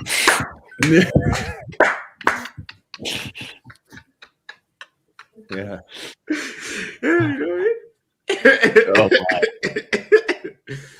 Oh, that's how I felt though. I was like, oh shit. Marcus, your boss is about to check your internet history on your work computer. I see why you need a Discord mod really bad. I know, right? Shit. That's hilarious. Man, I love the Caleb Downs pick for the Cowboys. That's a great pick. All the guys that I'm like intrigued by are going to the NFC, which I like. This is a good trend. I want this to continue. Yeah, I agree. Did we see what they gave up to move up once to I'm flop? still trying to look. ESPN is horrible at this. This is a horrible broadcast. I do need to switch to NFL Network. I was gonna say, why don't you just switch? Yeah, let me do that. I mean, the NFL Network hasn't showed it either, so yeah, maybe the details aren't quite there, but yeah, I do need to switch to NFL Network because this is bad. Pick 177 and pick 180. That's it. Really? Good Lord. And the Dolphins have I think they come into the draft with the most picks. Yeah, they had 7 in the top 100. I guess they really needed those extra 2 fifth round picks. Is that? That does nothing. That would do nothing for me unless you just were like, what you do is you ask the Cowboys, who are you taking? Yeah, what you do in that case? Who are you taking? And if it's the guy you want, then you don't trade it. And if it's the guy you want, you get 2 free picks. That's fine. I imagine Miami had another offer, and they're like, "Hey, look, do you want to?" They're going to try and get Downs, but we'd rather move back just one spot if you can just give us something. I noticed that. I know what Marcus saw. He's like, yeah, I literally closed it. I was like, you know what? I can't do this if I'm gonna be live. I can't. That was. I'll tell you guys. Prepare to be shocked. That's all I gotta say. There's some anticipation for that, but it's the Miami pick. Is that what I'm? If anything, guys, do not. If you see what I saw, do not spoil it in the chat. I mean, let's all be shocked together. Let's all be shocked together. Okay. Is it this pick? Is it this pick at least? I'm not gonna tell you that, man. I need you to be shocked. I'm not gonna tell you that. You're building it up so much. I'm going to be disappointed now. You got to understand. You're reaching the cliff. I don't know if you'd be really good. I don't know if you'd be shocked about anything. You're going to be shocked. You know what I mean? We'll see. Yeah, we'll see. Let's see if we got any other questions here. I don't think we got any other questions. Also, guys, make sure just so you know, we are giving away the duffel bag today. Boom, we're giving away the duffel bag for $5 entry or $4.99 entry. If you don't win, we're going to do another one for the jogger and a t-shirt. So just make sure you guys watch out for that. Oh, they took Caden Proctor. Is that the shocking pick, Marcus? I mean, that is shocking, but no, it's not. Okay, that's not. But that's not the one. If that was the one, yeah, I was gonna be really mad if that was. I was going back to my other point. No, it's not that. Caden Proctor. People love this guy. I just don't see it. Yeah, I wasn't I saw the quote about Saban about him. He's like, yeah, as long as you keep him in the facility, you can keep his weight down. I'm like, right, but the problem is it's in the NFL. They're not at the facility that much. Yeah. It's not like college where you have control over the facility. He might start eating the wall. He's like, as long as I was the coach, he was fine. I don't know about anybody else, but he's like, I used to duct tape him to the chair every weekend. I waterboarded him every once a week. Saban absolutely hates Kalen DeBoer, right? Yeah, for sure. I think I don't know if he hates. I think he's laughing. I think he's just like right, but if Kalen DeBoer was doing well, he'd hate him, right? Yeah, because that doesn't feed the ego quite as well. Yeah. I mean, because DeBoer's not doing well. He's gonna get fired though. I think he'll get fired by next year if they win 9 games again. Yeah, DeBoer. He signed an extension. He did? Oh shit! Yeah, yesterday. That's insane. I think so. Maybe I got duped, but let me double check. That is insane to sign that guy to an extension. Yeah, I was shocked by that too because he's making I think 12 a year. Wow. I mean, they hate him down there. The fan base hates him. They did. Yeah. ESPN new 7-year, $87.5 million. What? That's the shocking thing. That's the shocking thing that I wasn't expecting. That's why. Well, he went to the Rose Bowl. I guess quarterback. Yeah. Maybe they were worried during the season, or at the end of the season, that he might leave, and made a promise to him that they would give him a new contract. But that was shocking to me because everything you hear about Bama is that's not a culture fit and it's not going the way they think they want it. No. Just extended him. I imagine that buyout's got to be massive if they do want to move on from him. Yeah. So like I said, everybody, I'll give a hint. It's I don't want to give the hint, but everybody in the chat, shut up. That's what everybody in the chat. I can't. As I'm getting older, I can't see the small chat on the screen very well. So okay. I just want everybody to shut up. Okay. This is my dad's team, so he hasn't texted me yet. So if I bet he looked at the spoiler, and I don't know if he likes it or not. Your dad's probably mad. You think he's mad? That's why he didn't text you. Well, he wants. So I'll tell you who he wants. Okay, who's your dad want? He wants the Oregon tight end. Sadiq. Yeah. Okay. He wants him, and then but he really wanted to trade back. But I told him, like, I don't think this is the year that you're going to trade back. And he wants Ty Simpson in the second round, but I don't think we'll see. You know, okay. Yeah. So we'll see, but yeah, he said that he's not really into Lemon though. Is that the well, you don't have to tell me, but yeah, he's just like he's like me. You don't trust a 5'11" slot guy in the first round, you know. Yeah. But I don't know. I mean, I feel like if your coach is Sean McVay, you can never really be that mad at your first round pick. Like it's going to work probably, or at least be pretty good. They would have traded it if they didn't like the draft. You know, they're just like that type of team. If I guess it, will you? If I guess what I'm thinking, will you give us an idea? I don't want you to guess it either, because I don't want you to guess it. If you have a feeling, man, don't guess it. I want everybody, because I want everybody to be a little shocked in this one. That's all. I was so mad. Like it literally, it was like somebody telling me never get on Twitter during the draft. People are like 2 picks ahead on Twitter. It's crazy. I know, it's wild. Yeah. Man. This is the first year I've had an Apple Watch with the draft, and it just keeps buzzing off, and I'm like, this is so annoying. I need to just take it off. Because it came from a reporter. He's snitching. Like, bro, come on, dog. I just don't get, like, what do you get as a reporter for that? Like, what I don't know. Do you get a raise for ruining the draft? I mean, I guess now now you can get like Twitter Premium, and you can get money off of it. You can get revenue sharing. Yeah, I guess so. The engagement. Yeah, I guess that's the case. But before that, like there was. Yeah, because they've been doing this for like the last like 8-9 years. I feel like but it's been the last few years. It's been like horrible. Gosh, I must go to commercial for this, but I know I'm like, we'll see. I love how they went to commercial for this too. Yeah, it's funny. He usually gets. I'll tell you, if he hates it, he's gonna call me. You know, if your dad calls, bro, if he calls, you got to put him on speaker. I'm sorry, we got to. Let him know. Hey, you're recorded live on the stream. You're out here. Give us your live reaction. Yeah, if he calls me, yeah, we'll see. He's like, like he got into the draft a couple of years ago, and like before that, it was usually like we need a tackle. Oh, they took a tackle. It doesn't matter what tackle, but they took a tackle. That's like what the draft used to be. But now he's into it now, so he's like he's got like a little personal board. It's funny. Yeah. Rap sheet. Come on, just say the damn pick. This is the problem with the draft, man. Just say the damn pick.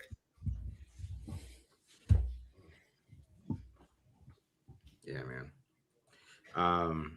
Since I'll probably knock out before they pick, who do the Vikings take? Thieneman slide. Yeah, Thieneman sliding. I think that could be it. Thieneman or like Colton Hood. I think they're gonna go corner. It'll be something like that. Like I think the secondary. Yeah. That would be my defense, honestly. Yeah, just with Flores, you got to kind of take those corners early. I feel like because it's just like they got to be playing. It's like NFL. It's like the broadcast knows this is shocking to you because they're taking forever with this damn pick. It's like they're building the momentum for it. Like it's like they know. Because I don't know why this pick's not in yet. Like, what did they take so long on this damn TV? It's crazy. Yeah, I feel like they already like called the damn guy and everything. Like, yeah, I know. They're like they're thinking about their second round pick. Right? Why is this? Why do we have this? If I was live at the draft, that's why I never got into the draft because like this is pointless. Like, what are they doing? Like, what? The draft doesn't seem very fun. No. Like, and I think we all love the actual draft, but going there does not seem fun. Yeah, because like, what are they doing right now? They're like literally wasting time. Yeah. For what? Like, just make the damn picks. Like, it's crazy. What do? You just like post up all day and just like hang out. Yeah, you just wave a flag. You just gotta be. Raiders, I like the Raiders. That's basically what you do. You sit around to like cheer for your team for like 10 seconds, maybe get on TV. Yeah. Or you could be a gift forever, like the Cleveland Farrell guy. Oh, yeah. You could be immortalized. But the people booing Donovan McNabb, like that was, there are moments. Yeah, J.J. Watt getting booed. That was hilarious. Oh, yeah.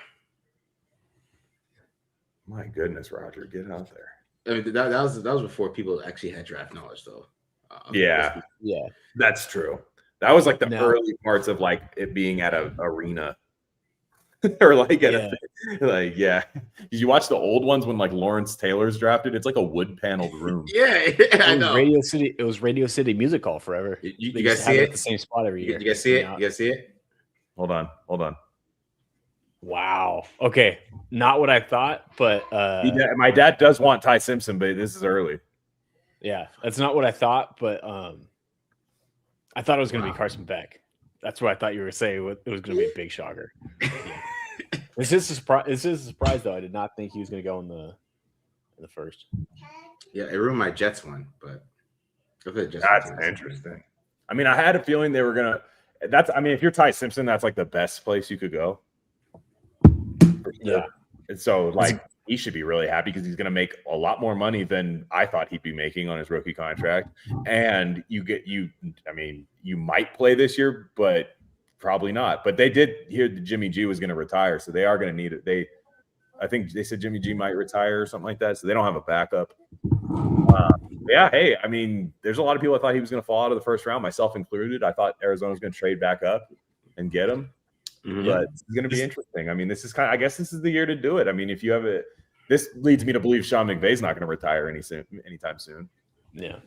This to me kind of feels like the Daniel Jones pick. Like if you guys remember, like Daniel Jones was kind of like that fringe first rounder, and then like the Giants just took him because they needed a quarterback and like vindicated from him, but different players. But I just feel like get the similar vibes where Rams needed a quarterback, wasn't great options in the draft class, and they just took the swing at 13.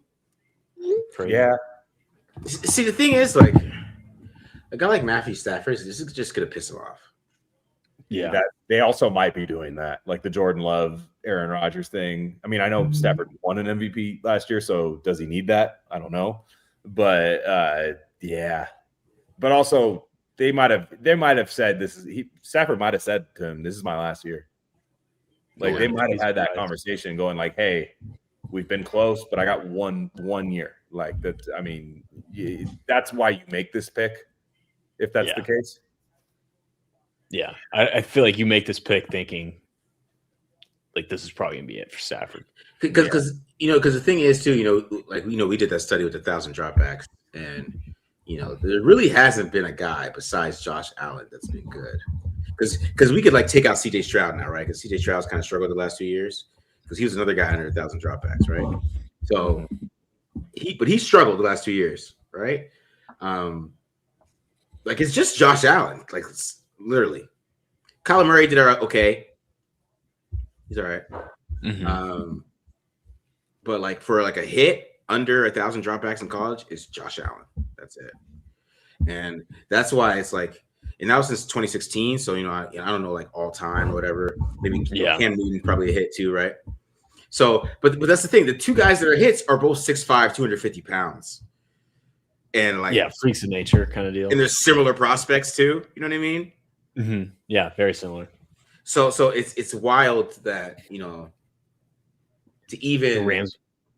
Yeah, for them to do this. Because I guess you're like saying he could sit and he could learn. Yeah, it's that's like, the I don't know, man. I don't know. You're fighting history.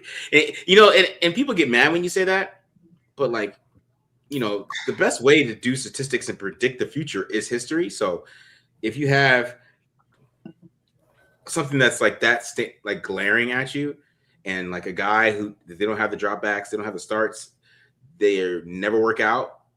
It's just you're taking a serious chance. Like look at Anthony Richardson. He had like 500 dropbacks. Trey Lance. Yeah. Trey Lance. Zach Wilson. Yeah. I mean, I will say, and Trey Lance is actually a decent comp for this situation because Trey Lance was going into a place where they had a starter. Yeah. Already. the Niners had was a Jimmy G at the time. I mean, and we can laugh at that right now because we saw Jimmy G after that, but they were coming off of one bad season, but like they were contending, doing all of that. We'll see. I mean, again, he's going to a damn good coach. It's going to be actually really it's going to be funny because Mendoza and Simpson are going to be compared a lot. And I think it's funny because the Rams come to Allegiant Stadium this year. Yeah. What are the odds? What are the odds these two guys are starting against each other? We say that, and then it'll be Kirk Cousins, Matt Stafford. Hell yeah. I mean, to be honest, like I'm a die if Kirk Cousins balls this show. I'll be dying. Yeah, his film wasn't that bad. It's just you can't do the 15-yard out. Like as long as you stay away from the 15-yard out, man, and you do everything around that. He's great in the red zone. The 20-yard area. Baller. Here you go. Who did the Ravens say? Oh, shit. Nope, not even, not Bain. He took.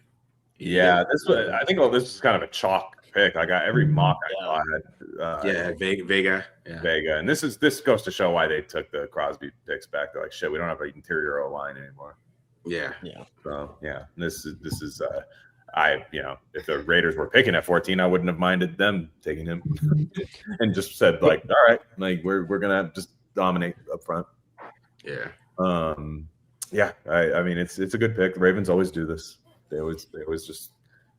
That's why it was so strange that they were the ones trading for Crosby, right? And then they did. Yeah. That's true. I'm glad he's not a Charger. I am glad this guy's not a Charger. Curious, arguing who's the biggest draft bust, Trey Lance or Jamarcus Russell. Don't tell Jamarcus Russell he is a draft bust. He'll get upset at you. Don't tell him in person. I don't know. Did you guys see that interview? Had a career as a backup. Yeah. Did you see that interview of him on the Raw Room? He was on the Jamarcus Russell. Yeah, he said I'll bust in your mouth.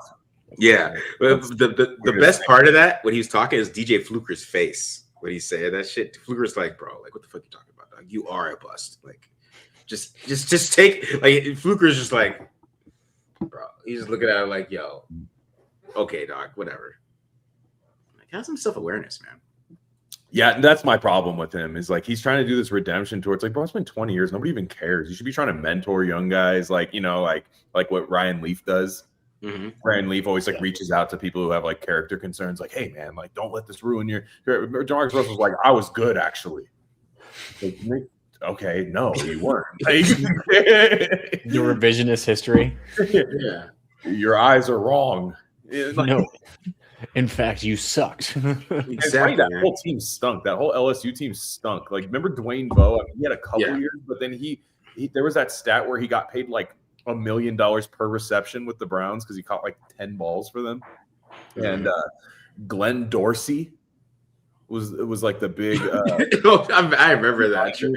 He got taken like third that year. Yeah, Glenn Dorsey was supposed to be like a stud. The Chiefs, right? Did the Chiefs take him? I think so. Yeah. That whole LSU team, I think there might have been a couple guys that panned out, but like the top guys stunk on that team. Curious now. What was that, 2005? 2007. I think Dorsey was 2008 because Dorsey was the same year as McFadden, I think. Oh, okay. Maybe. Yeah, because 07 was a loaded draft. That's why the Russell thing sucked so bad, is because the 07 draft was so loaded. He could have gone anywhere except that. Yeah, because I remember there was talk, do the Raiders take Dorsey or they take McFadden? I remember that. Oh, okay.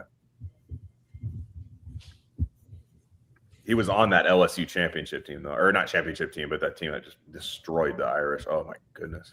Yeah, I remember that game. I mean, that was the game that put Russell really on the map. Well, yeah, because it was him, and it was like that game was for like the number 1 overall pick. It was him and Brady Quinn. That quarterback class was so bad. It was J.P. Losman, Jamarcus Russell, and Brady Quinn. I think they all went first round, and they all horrible. They're horrible in the league. Losman had an arm though, man. I remember I saw like I was on TikTok and somebody did like the old draft Mel Kiper shit. You would have fell for it. That arm, man. That was Jesus. How tall? He was 6'2". He was 6'2". You might not have been like super. super rigid, but like, bro, like that arm though, he was ripping that thing. And the thing is, I remember because our brother's a Bills fan, so I remember we went to the Bills Cardinals game, and that's what he did best was throw the ball down the field. He just it was all the other shit, you know what I mean? That you need to play quarterback, especially back then. Yeah, exactly. Yeah. Man, that's so we're almost halfway through this draft right now. Yeah, it's moving kind of fast. There's just not a lot of trades. There's just been a couple.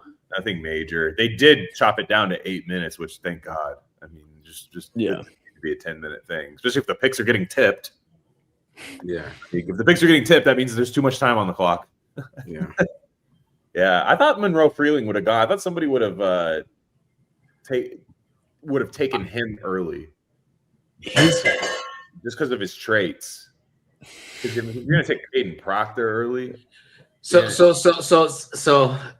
Glenn, you know, I said this on the Pharaoh show. I was on Pharaoh NFL, and I was talking about how you've been manifesting Blake Miller to the Raiders. Yes, I have been. we're getting closer. You know what I mean? We're getting closer here. I think they might take him, bro. Like, imagine the Millers out there. They're gonna love him just because he has that like. And he's safe, you know what I mean? I just wish he was meaner, man. Like, why are you so big you put on that and like so finesse? Yeah, I feel like he's gonna go in the first. He is because a playoff team is gonna want him. Yeah, like to me, if you're a team that's picking at like if you're New England, you know what I'm saying? Like New England should take him. Pittsburgh might take him at Pittsburgh. Yeah, at 22, because especially with that news that Broderick Jones, like he had a setback or something like that, something's going on with his injury, so yeah, they could take him and they could flip Fontenot back to left. I think Peter Woods is going to be there when the Raiders pick. Yeah, JB, you're saying it's defense, but I just think they really love Blake. I think it's just a spike tech type of guy, right? Yeah. All the starts, the size, the length, the athleticism. Yeah, he is really athletic. That's the thing I like about it. Is like you think of him as this like solid like athlete, and then you're like, wow, Tesla's really good, and he's durable, very durable. Probably the only guy on Clemson that played well last year. Yeah, which is a feat, I would say, because I was telling Marcus on Friday, if Clemson had a good year last year, this would become a good draft class. Yeah. This would be like, whoa, look at this class. Klubnik. Yeah. I had a feeling that was going to happen. Yeah. I love that. The Bucks took Bain.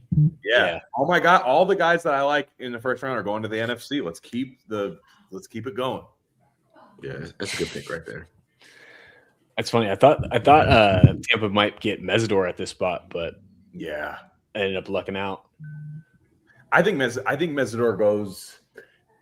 It's weird. Like I could see a team fall in love with him, but also like he has a lot of injuries too, and I don't think anybody's talking about that. Like he's been injured, and he had one productive year of college football. And I know he was playing inside. I think they put him at edge last year, and it unlocked. So you could always chalk it up to that, but.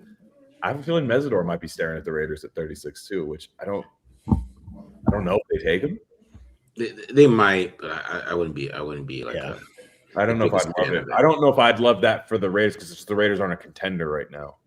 Yeah. I don't.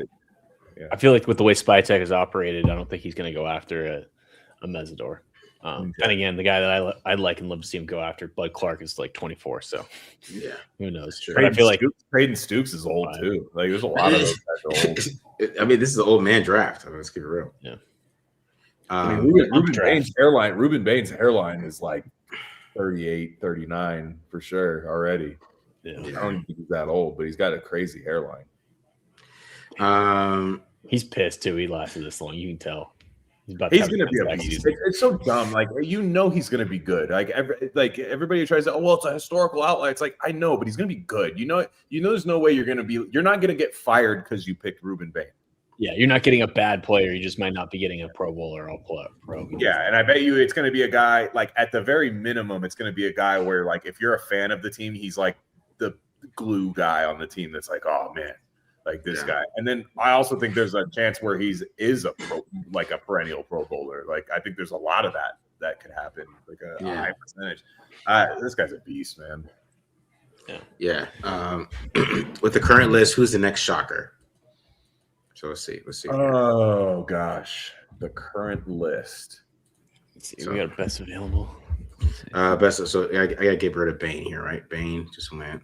Caleb Banks just got cleared that he would be back in June, so that I can see him going back into first round. I don't know how shocking that would be, but yeah, I don't. I mean, only one corner is gone.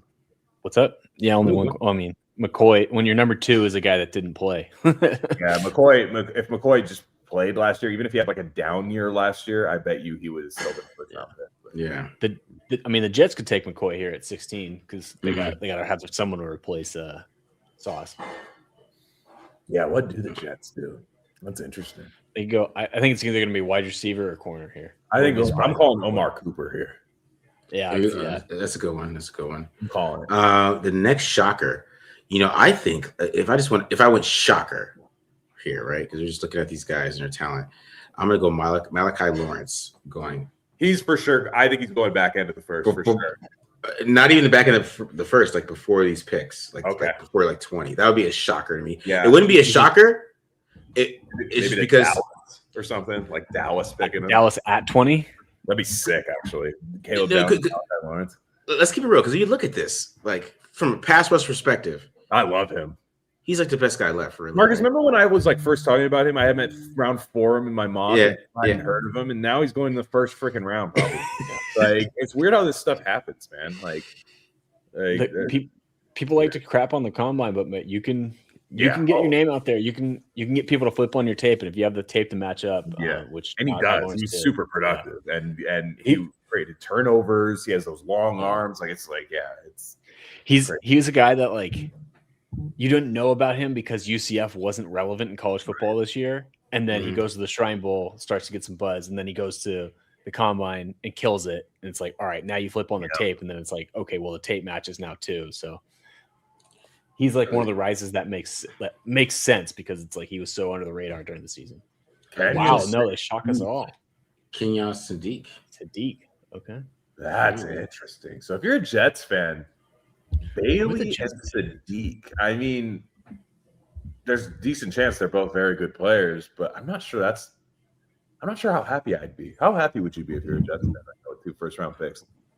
You took David Bailey and Sadiq. I mean, I like Sadiq's film a lot. I think Sadiq is a better blocker than people give him credit for. Why they comped him to Dustin Keller on the thing? You can't be doing that, dude. That's messed up. That's hella messed up, dude. Dustin. No, because he's not like a route runner like Brock Bowers. Yeah. He's a good route runner. He's a better route runner than most tight ends. I mean, I feel like he reminds me of Harold Fant. He is that 4.3 is on film though. Yeah, you see how fast he is on film. He is fast as. He's just a freak. Yeah. He's just a freak athlete. Although I just realized this. I pulled up. What's up? It's more the Bailey pick. I feel like to me that's a little. Yeah, but a little underwhelming.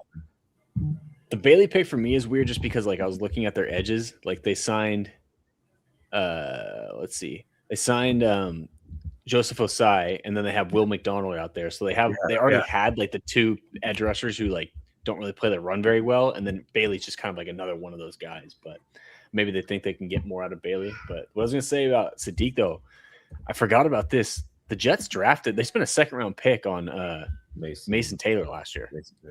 Yeah. And they took Sadiq again. I guess. I mean, maybe they'll run 12 personnel. Like who's their OC? Frank Wright. I think Sadiq blocks pretty well though. I think he does. Yeah. No, I agree with you too. I'm just saying that was just weird to me because it's like they already had a young tight end. I feel like liked him better. I feel like you could put Sadiq in the slot. Like he's got that kind of athleticism. Like not exclusive. I feel like if you got a look you wanted on defense, I put him out in the slot. Yeah, you can move him around a little bit. Yeah, and I guess, but my point where I was going there is, I guess they just like him over the Mekhi Lemons or any of the other receivers because that was the bigger need, and they have a young guy already. So it's Interesting. Yeah, it's just not. That is, you could have given me a guess at that pick. I don't think I would have got it. Like it's crazy. Like I mean, if you're a Raider fan that was hoping they could get a wide receiver at 36, like this is good news for you. I mean, Mekhi Lemon hasn't gone yet. Yeah, that's what I'm saying. Like that doesn't shock me. We've seen 2 receivers come off. So if you look at the receivers, man, I mean, they're all here. I mean, Cooper, Lemon, Concepcion, Boston, Bernard, Bell. Of course, I mean, these are like the if any of these guys get to 36, I think we're gonna take them. Blake Miller, people are kind of getting mad at me about that in the chat a little bit, but I'm telling you, watch that dude. They're gonna love him. It's just he has everything like that you would want in a right tackle, right? It's just it's all preference to me. I like Blake Miller a lot. I know you do. You're man. I feel like you're manifesting it. Like you like him so much, Glenn. That I might blame you if they pick him. I don't think be mad if they took him at 36. Like how in the world could that make you mad? It wouldn't make you mad. It just doesn't make you mad. It's just, man, I don't know. I just wish he was near. I mean, I get it if you're saying like, okay, they traded up to like 20 and like, yeah, oh, all right, okay, that's a little, it's a little aggressive. We don't need to be doing that. But if he was like there at 36, you're like, I gotta plug and play starting right tackle at 36. I understand people want to watch Charles Grant develop, and I'm one of those people. Yeah, but DJ Glaze, are we excited about DJ Glaze this year? No.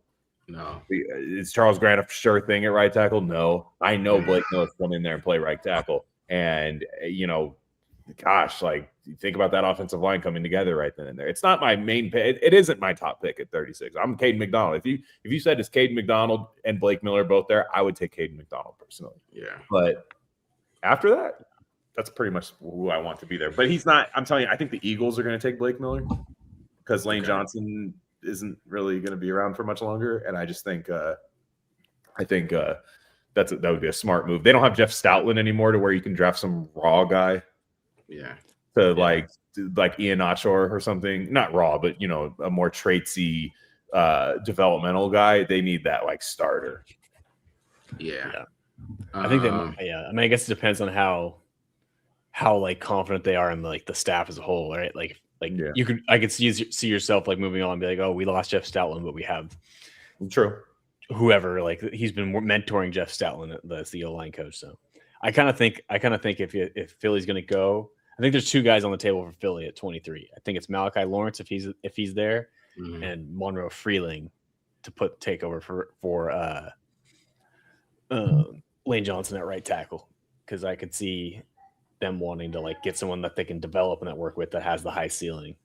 Yeah, to go after versus like a Blake Miller who's kind of what you see is what you get kind of type of deal. Yeah. So what's the deal with Eli Heidenreich? The thing is, he's a wide receiver though. He's a wide receiver though. That's his problem. He's a wide receiver. And he's not even really a running back. He's a wide receiver that ran a lot of jet sweeps, and you're kind of saying that he's gonna become a running back. So and then he has like a lot of measurables that McCaffrey has, and I'm like, that's not.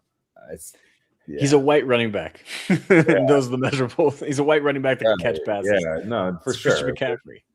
He's going to be a day 3 guy if the Raiders took him. I mean, they kind of have Dylan Lowby, so it's kind of like we have our white running back who can catch passes. I want Devon Claiborne round 4. That's my guy. So that's Wake Forest guy. Oh my gosh, I like him a lot. I think him and Genty would be crazy together.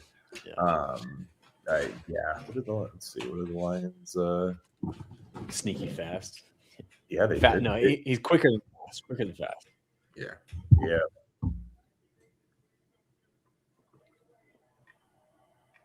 Can we start predicting who the teams will take next? I think I wouldn't be surprised if this Mesidor. I didn't get it tipped or anything, but I was scared. The Lions are another Mesidor. Yeah, they're a team that could do that too easily. Yeah, they want to win now. Yeah, for sure. You're not thinking about 2 contracts from now. You're thinking about Blake Miller goes to the Lions. Wow, Marcus, damn it. Blake Miller. So they're flipping Panay for sure. Yeah. Wow. Well, that's a great. Listen, like he's huge, man. He's 6'6", 3'4", 317. Yeah.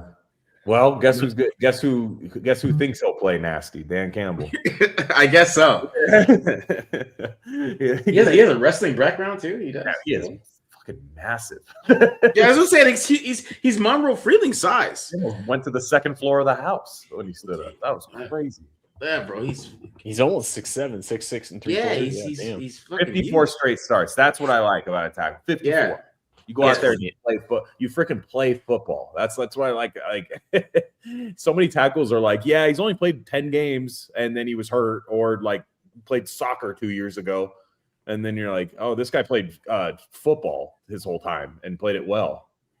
Yeah. It's funny. Jeremiah just threw out Taylor Decker at the comp. So the guy he's replacing. Yeah. Again, nobody's super excited about Taylor Decker, but everybody's sad when you lose Taylor Decker and you immediately draft the guy when you lose him, so you know how important those guys are. Yeah, still available by the way too, right? Ryan the Lion here, Vikings pick. Ryan the Lion's donated probably more money to the TDL channel than he has spent on the Minnesota Vikings. I think. Yeah, I think so too, man. I don't even think it's close. I think Ryan should just be a Raiders fan at this point. I mean, yeah, no, he for sure like pulls for the Raiders. Like he's like, I think it's the AFC, NFC. I think he wants a rematch of the '76 Super Bowl. I think is what he wants more than anything. Because that didn't end well. He wasn't alive, but that didn't end well for him. Yeah, Vikings. It's got to be Thieneman, dude. You got to go white safety for white safety, bro. The Vikings. You ready for this one? Did you see it? No, I didn't see it. I don't have the chat up. I want Roger Goodell to surprise me. It's an interesting one. Wow. I knew he was going to go higher. Caleb Banks. Oh, I thought it was the guy standing next to Caleb Banks. That was Caleb Banks. I'm like, damn, he doesn't look that big. No, he's massive. Someone's the Senior Bowl. Yeah, no. And then I was like, oh wait, that guy is huge. Yeah. Well, Don't jump up and down too much, dude. That's what. What if you pull a Grammatica at your draft celebration? Yeah. Oh man. 6'6", 327. I mean, that's a team that can do that. It does work. But here's my thing about Caleb Banks, though. He's never had a good college football season. Like, people talk about him like he's a great college player that got hurt. He's a tratesy college player that had some flashes and then got hurt. That's what I've always been scared of with him. To be honest, like Matt talked about Senior Bowl with Colton Hood the other day. I feel the same way about Caleb Banks. The first day he was awful. It's like my thing with him, and like Glenn, you hit the nail right on the head. Is like, I get the idea. It never came to fruition though. That's why I had a second round grade on him, where it's like, yeah, I like this guy. Like, I understand what people think because you're 330 and you move really well and you can put pressure, but like I don't trust him to play the run. Yeah. And then on top of it, it's like, it's not necessarily that his foot's going to have a long-term issue. It's the fact that it happened 3 times in the matter of 9 months. Right. Like, when you're that big of a dude, like, that's just an issue to me. That's not going to go away. I mean, I don't know. I'm not a doctor. I didn't get to be in those things, but that's just wild to me. I'm with you. You're taking a guy. The only thing I will say is I've been saying for years, for the last couple of years, that Minnesota needs to get an interior pass rusher, and now they get one, and I'm shitting on the pick. No, so for sure. But they're a team. I like the fit for sure. Yeah. Like, if I were to place Caleb Banks on a team, I wouldn't. It's tougher to get a better situation than that. Like, it's I get that a lot. Oh, hopefully I hope the Panthers take Thieneman. That'd be kind of sick. I think they will. Thieneman and Merrick together. And Merrick can play in the box. God, that's Trayvon Merrick. I'm going Mekhi Lemon here. That's true. If they go wide, dude, what if they go wide receiver back 3 years in a row? That's the thing. Like, I mean, I get it because you got to see what you have. Like, it's like the make or break here for Bryce Young. But if you have to get 3 first-round wide receivers for your quarterback to be decent, I think you have a good idea what your quarterback might be getting for your next quarterback. Yeah. But true. I just feel like Jalen Coker's good for him. I mean, I know Xavier Legette hasn't panned out, so I guess that takes away from it a little bit. But you already have 2 good receivers in Coker and in Tet. I mean, if it was a tight end, I could 100% buy it. But Sadiq's off the board now. I thought Sadiq was going to go here. Was where this was the perfect fit for him. So that's where I'm kind of like, that's where I pivot maybe to totally with you there to get Thieneman, because they need, like, their free safety. I think was like Nick Scott this year, and he's like on a 1-year deal. Yeah, they could use some help. Let's see. See, Bryce Young proved that he could be like a 10-7 quarterback at least, right? I mean, with the team, like he could like kind of get it done, right? Is he going to be like, unless they play like a top 10 defense, the top 10 run game? Is he going to be that guy that can just take you to the next level? No, but I mean, they obviously can be. He could be like that 9-8, 10-7 guy at least, right? Yeah. That's why I think that he could be. So, yeah, I don't hate him. I don't hate him as much as other people do. I use the flaws are the flaws, and unfortunately, there's a uncorrectable flaw that he has by being short. He's shorter than me, Glenn. I swear, like I'm a good 5'9", but I swear I'm 5'10" now because if Bryce Young's 5'10", I stick to this. If I was next to him in the airport, he was shorter than me, and I'm supposedly 5'9". So if he's 5'10", I'm 5'10". And that's why I tell the ladies. So exactly. Bryce Young's 5'10", I'm 5'10". I don't care what anybody else says. Cardboard in your socks. I mean, he was next to me, man. He looked like a kid. Yeah, that's the problem. Because I actually do think he played. Like, there's times where I'm like, okay, I see it. There it is. Like I think he's better. I think he's a better player than Kyler Murray personally. I know a lot of people don't, but I don't think he does the same dumb shit that Kyler Murray does. He does some dumb stuff. See, I wouldn't go that far. I wouldn't go because I think Kyler Murray, if he cared about football a lot more, he'd be a lot better. But that's the thing; he doesn't care about football. So that's like Bryce Young. You can tell wants to be good. He's going to go out there and do that. Like if you gave me a choice between both of them right now, I would take Bryce Young. My. Yeah, because Kyler Murray is like good naturally at football. He's just a good football player, like naturally. Mm-hmm. That he's been getting away with it, and he even got away with it for a little bit in the NFL. But I remember they played Seattle in 2024. Oh shit!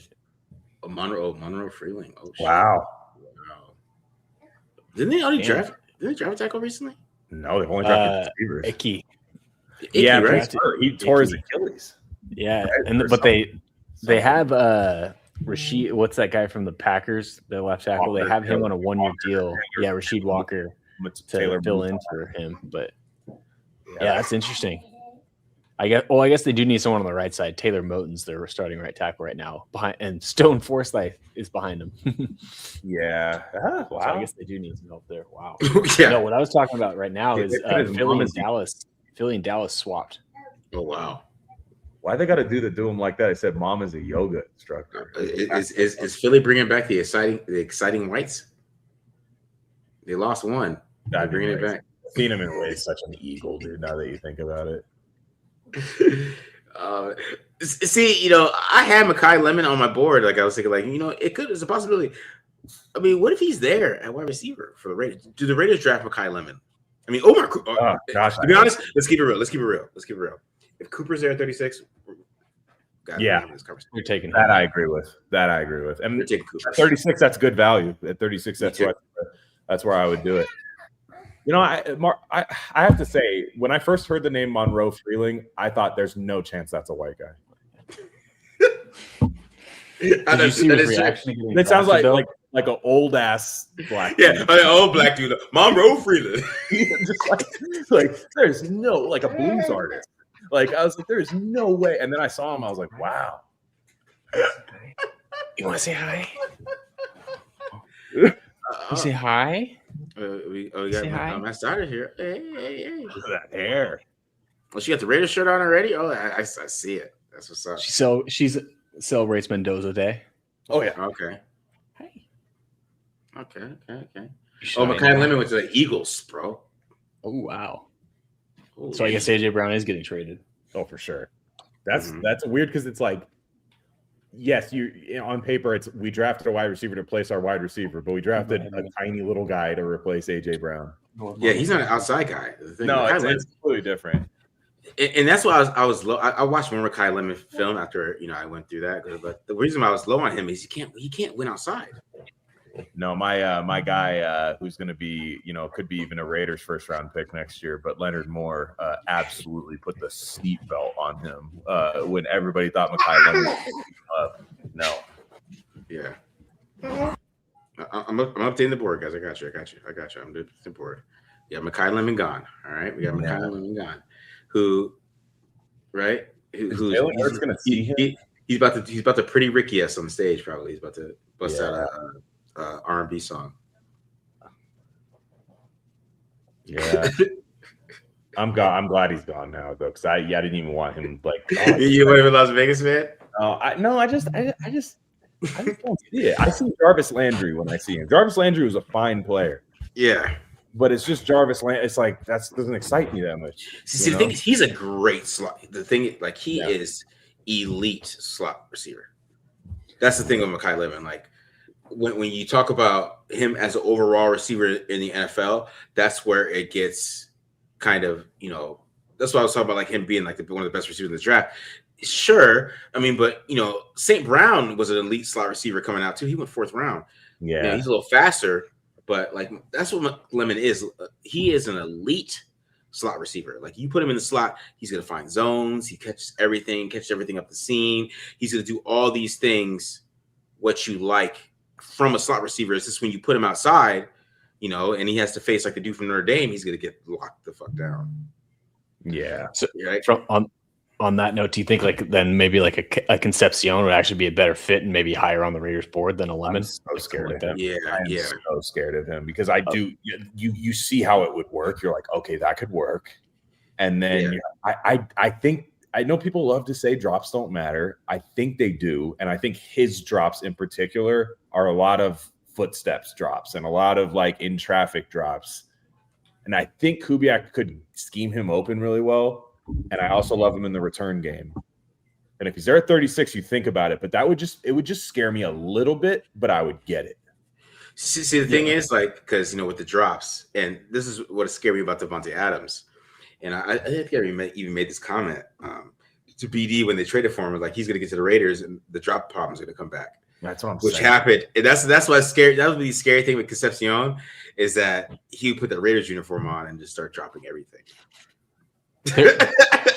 there is like a good amount of like Amari Cooper to his game where like he could just have a great route, cook somebody and be wide open and then just drop it. Like he had one. I think I can't remember if I put it on his breakdown on the channel where I think I did. He like literally just cooked the South Carolina DB. I think it might have been Cisse. It might have been one of their guys. Yeah. And just drop right in the end zone. It's like he's great. I mean, he's very good, and I think with Kubiak, it's such a good fit too. It's like man, just catch the football. And I'm sorry, I like Denzel Boston. I'm just a Denzel Boston guy. So like, if you gave me the choice between those two, I would for sure pick Denzel Boston because I just think he's what the Raiders need. I think the back shoulder stuff with Mendoza would be awesome. We'll see with Cooper. I think Cooper could end up going. I think he's going to still go in the back end. Steelers right here, maybe. Yeah, it could be. It starts here for sure with Cooper, and then I could see him to the Bills. I could see him. Maybe the league is not as high as Cooper as they try to make it seem. That might be a thing too. Oh, they're not high on any of these receivers. I mean, obviously. No, you can't say that because 2 went top 10, but like they're not. They didn't start a run. But to be honest, like, but see, what I love about the draft too is that like. If you said this in December, who would be the 2 top 10 receivers? It was Tyson and Tate. We talked about this in December. Yeah. We went through this whole process. Tyson might fall to 36. Oh, Tyson's a pussy. We went through this whole process. And it's still the same 2 receivers that we thought in December went top 10. It's so funny. This like how we do this whole long process for no reason sometimes. Yeah. But you notice like when the tackles started going, a run happened, right? Yeah. But when the receivers go, they're still kind of just going every 5 or 6 picks. It's not like nobody's rushing to get these receivers right now, but the tackles, people want them. People want these tackles. So, Blake Miller's off the board. We'll see what happens with Ian Achor. I think Ian Achor is definitely in play. Is in the 20s right here. Yeah. A lot of people saying Boston and Cooper. I agree with that, but I don't think Clint Kubiak agrees with us on that. Probably not, because Clint Kubiak does not care about the big X like outside. Yeah, I'm gonna keep it real with you guys. Really, like the big X outside that people love. That a lot of things that. We got to take a break for a concert, right, Joseph? Like, they need a concert to Are they doing Renegade? because the draft's almost over. Like, they're probably like trying to like make this longer. They're like, oh shit, this is moving too fast. It's 8 minutes. Yeah, they're flying. We're at 21. They're flying through this shit. Makai Lemon got picked. We don't. The draft's over. Makai Lemon's picked. Yeah, but like Kubiak doesn't like that big X, right? He doesn't like that guy. But Denzel Boston would be a guy because he comes from the Washington. I think they're gonna draft a lot of Washington guys, and we're gonna be like, why are we drafting Washington players? Because they run the West Coast offense and they're familiar with everything he does. So Boston, Jonah Coleman. Yeah, there's a chance, bro. There's a chance they take Jonah Coleman. Because even on my board, like I have him higher than a lot of some other. Like I have him higher than Emmett Johnson and stuff because I think they might take Coleman before him. But like. Boston, like he can see how he can use Boston on film. Like, there's points where like they put Boston in some of those, you see those West Coast teams where they put him like inside the tackle and the guard, right, to block, and then they do like a play action with it. You see Boston do that on film. You see all those things, so that's why they might be a little bit higher in Boston. But Umar Cooper is Brandon Ayuk. Like he's Brandon Ayuk. He's the JSN type of guy where they want to move him around and he can do whatever, like a Justin Jefferson type of route runner. I'm not saying he's Justin Jefferson. Don't get me wrong here, okay, guys. But that's the type of guy he wants, where it's not just a big X. It's a guy he can just put whatever the hell he wants to put him based on the matchup, based on what the team's safety. Like, if the team has a shitty safety, he wants the best wide receiver, to be inside the whole game. That's the type of guy Kubiak is. You know what I mean? Yeah. He'll sacrifice size for position, like alignment flexibility in matchup, right? You know what I mean? In matchups and shit like that. I mean, JSN's not the biggest dude in the world, and obviously he had a pretty good year. He sure did. If you remember, if you look at, okay, wow, that's a 21, man. Shout out my boy, man. Hey, two ASU first rounders already. Yeah. Forks up, bro. Forks up. Wow.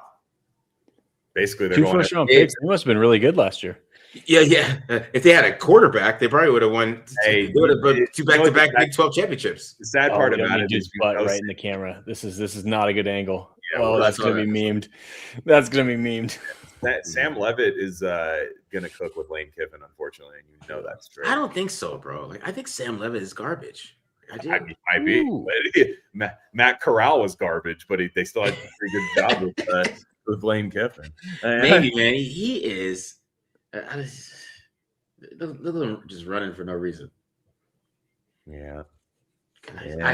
I hate Sam Levitt. I do. I always did. I'll put it this way, Marcus. If Lane Kiffin can make a guy that was playing at a D2 school into like going into this year, probably gonna be a Heisman candidate and play pretty damn well, I think he can do all right with Levitt. He went to the perfect school, because I think everything you say is true, but like that, I feel like in the Kiffin offense, like it's not going to matter.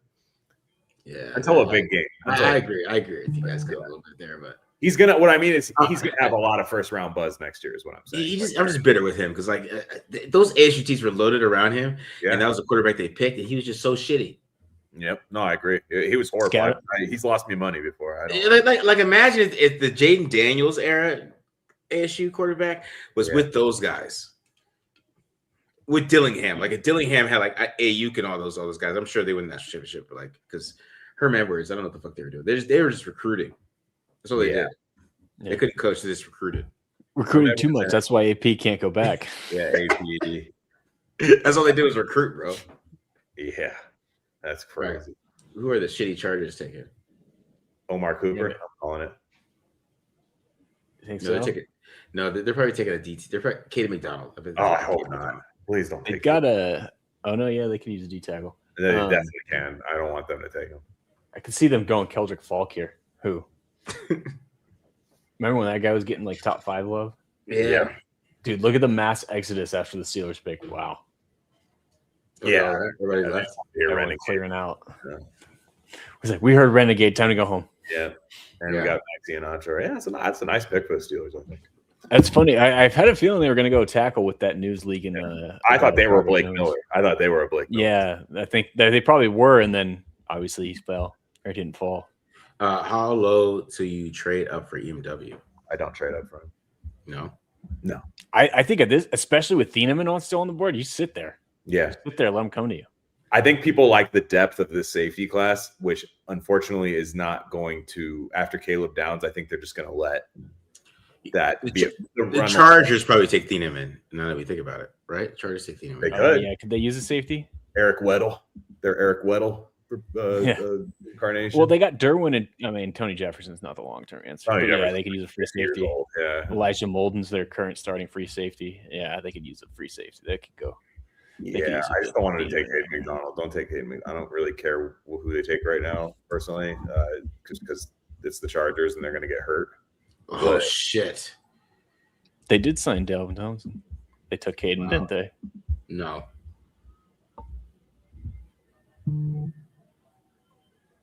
It's a gold man. Mesidor. Wow. Okay. Well, I'll sleep fine tonight. Yeah. I'm not that torn up about that. No. The Chiefs, and the Chargers. We feel a lot better about that. I feel like. I mean, like those could be good picks. It's not the like, oh my god, like that. How dare they?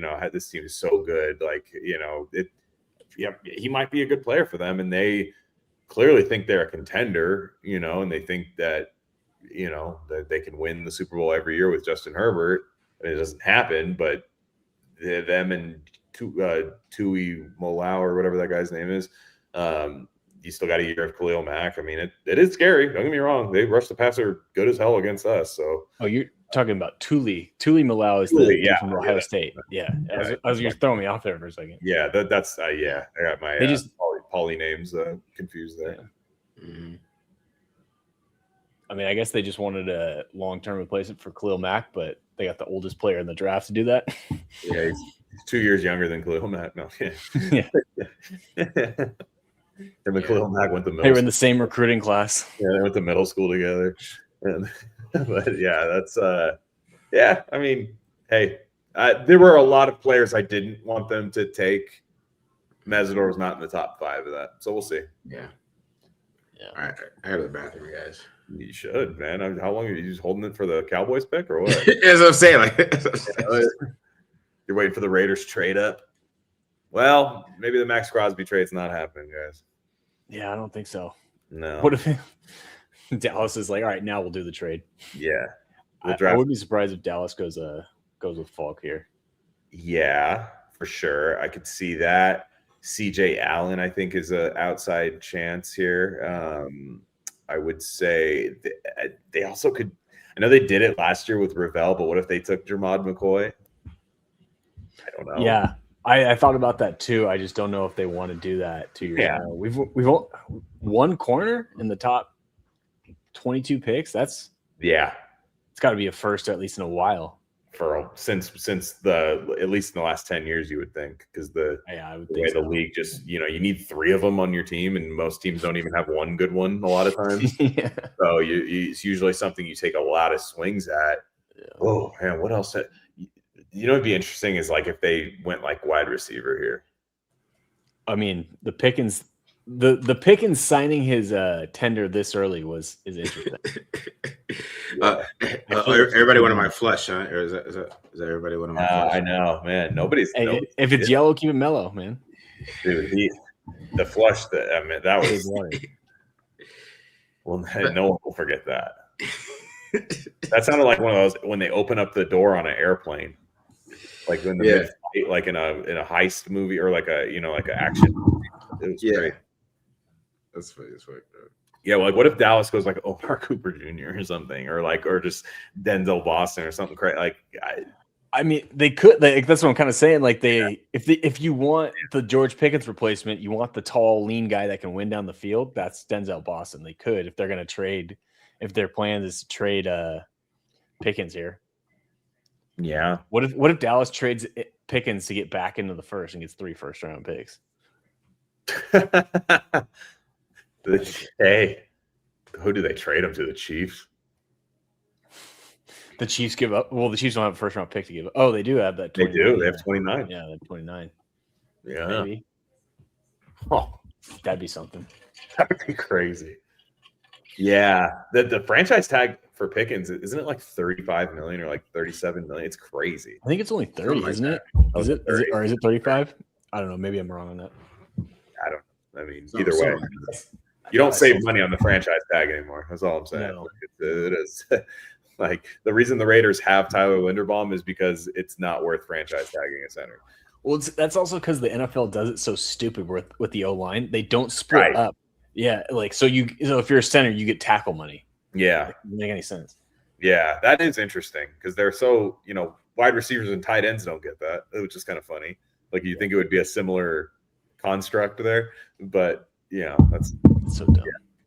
Yeah. So Pickens is only getting $27.3 million. Oh, that's actually for a white deal for Dallas. That's pretty good. That's a good deal for Dallas. That's a lot less than I thought. Concepcion to Dallas would be interesting too. Wow. And I don't know. I feel like they're going to do something that they might go defense here, but like I have a feeling they might take a receiver, like some kind of luxury pick or something. Yeah. Oh, man. What are we doing here? What are we doing? What are the Cowboys doing? I still like sticking to Falk. I think Jerry Jones will look at Falk and see it's next to Marcus Lawrence. Yeah, that's true. Oh, I think I just got a tip. Tiedemann is on the board still too. I mean, but they took Downs. So they took Downs. I think I just spoiled it for myself. Keldrick Falk? No. Oh shit! I was close. On this one. I was close. I thought he's gonna go like this. There he goes. Damn.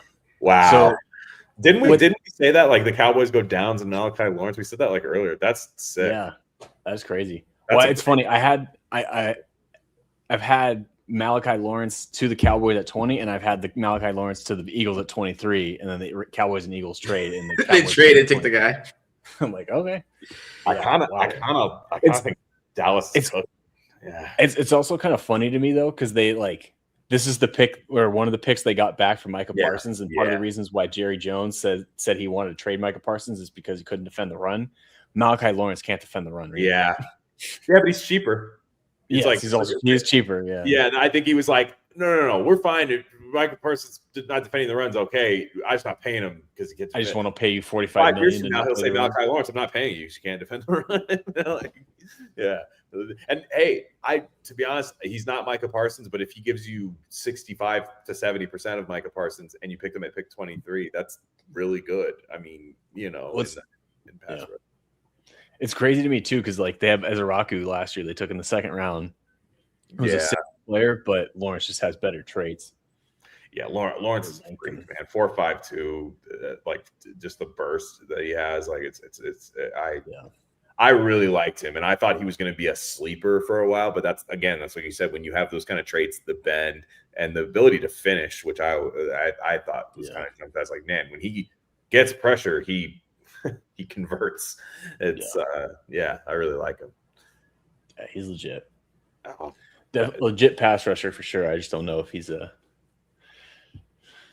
to be a complete player. But no, and they're I do like what they did in the first round. I like Caleb Downs and Malachi Lawrence. I'm a fan. And then so the Browns, this draft going pretty quick. It's not bad. Yeah, the Browns and. Who the Browns get? They got this draft is moving so fast, bro. I remember I did this stream 2 years ago. It was 4 hours. I feel like we were done at 8:30 or 9 or something one time. It usually leaks till 9. Yeah, that's not happening. We're not. That's what I was looking like. We're at 7:20 right now. Fine by me. I mean, you don't need no one needs the draft to take that long. It's nobody needs that. But oh man. So it's gonna be interesting because there's a lot of receiver-ish teams. Where I could see the back end. I could see the Niners taking one. I could see the Chiefs taking one. I mean, I don't think Houston's going to, because I think they probably like their receiving core. I think so. Here's the thing: you could make the argument for all these teams left because Chicago, they lost DJ Moore, and like Rome Odunze's battled injuries. Buffalo, we all know he's a receiver. San Francisco, well documented, they need a receiver. Houston, like you're talking about, there's a thing today about they've been getting calls for Nico Collins. Doesn't necessarily mean they're going to trade him, but like they're like that's on the table too. Kansas City needs a receiver. Miami needs everything. New England also could use a receiver, but they're probably going to get AJ Brown. And I guess Seattle's probably the last team that doesn't really need one. Yeah. But also maybe, we'll see. I don't know. I don't know. I feel like the Niners want to take one for sure. Yeah. Yeah. Like, I feel like the value's there to take one where the Niners are, like, because the edges are kind of picked clean a little bit. I think that there's still another tier of edges that you might not want to tap into right now. Like I think right now we're getting to the R. Mason Thomas, Cassius Howell, kind of TJ Parker. Yeah, TJ Parker. You can take Mesidor off, Marcus. Oh, Mesidor, okay. I'd be interested to see where Peter Woods goes, because I could see Houston taking Peter Woods, and just kind of saying, you know what, we'll just kill you on defense this year, and gosh, the Raiders are set up. The Raiders are set up to have a good board at 36. I mean, I feel like this happens every year, but hey, I like it. Am I pounding around a lot today? I don't know. Hire a sound pro. Donate the $5, bro, for the duffel bag. Are you applying? I mean, yeah, if you're applying, that's one thing. But hire a sound pro. Yeah. I don't have a microphone today, so it's not me. But it might be me, because it might be me moving around my phone and shit, because this mic is sensitive. That's definitely that. Yeah, that's definitely that noise.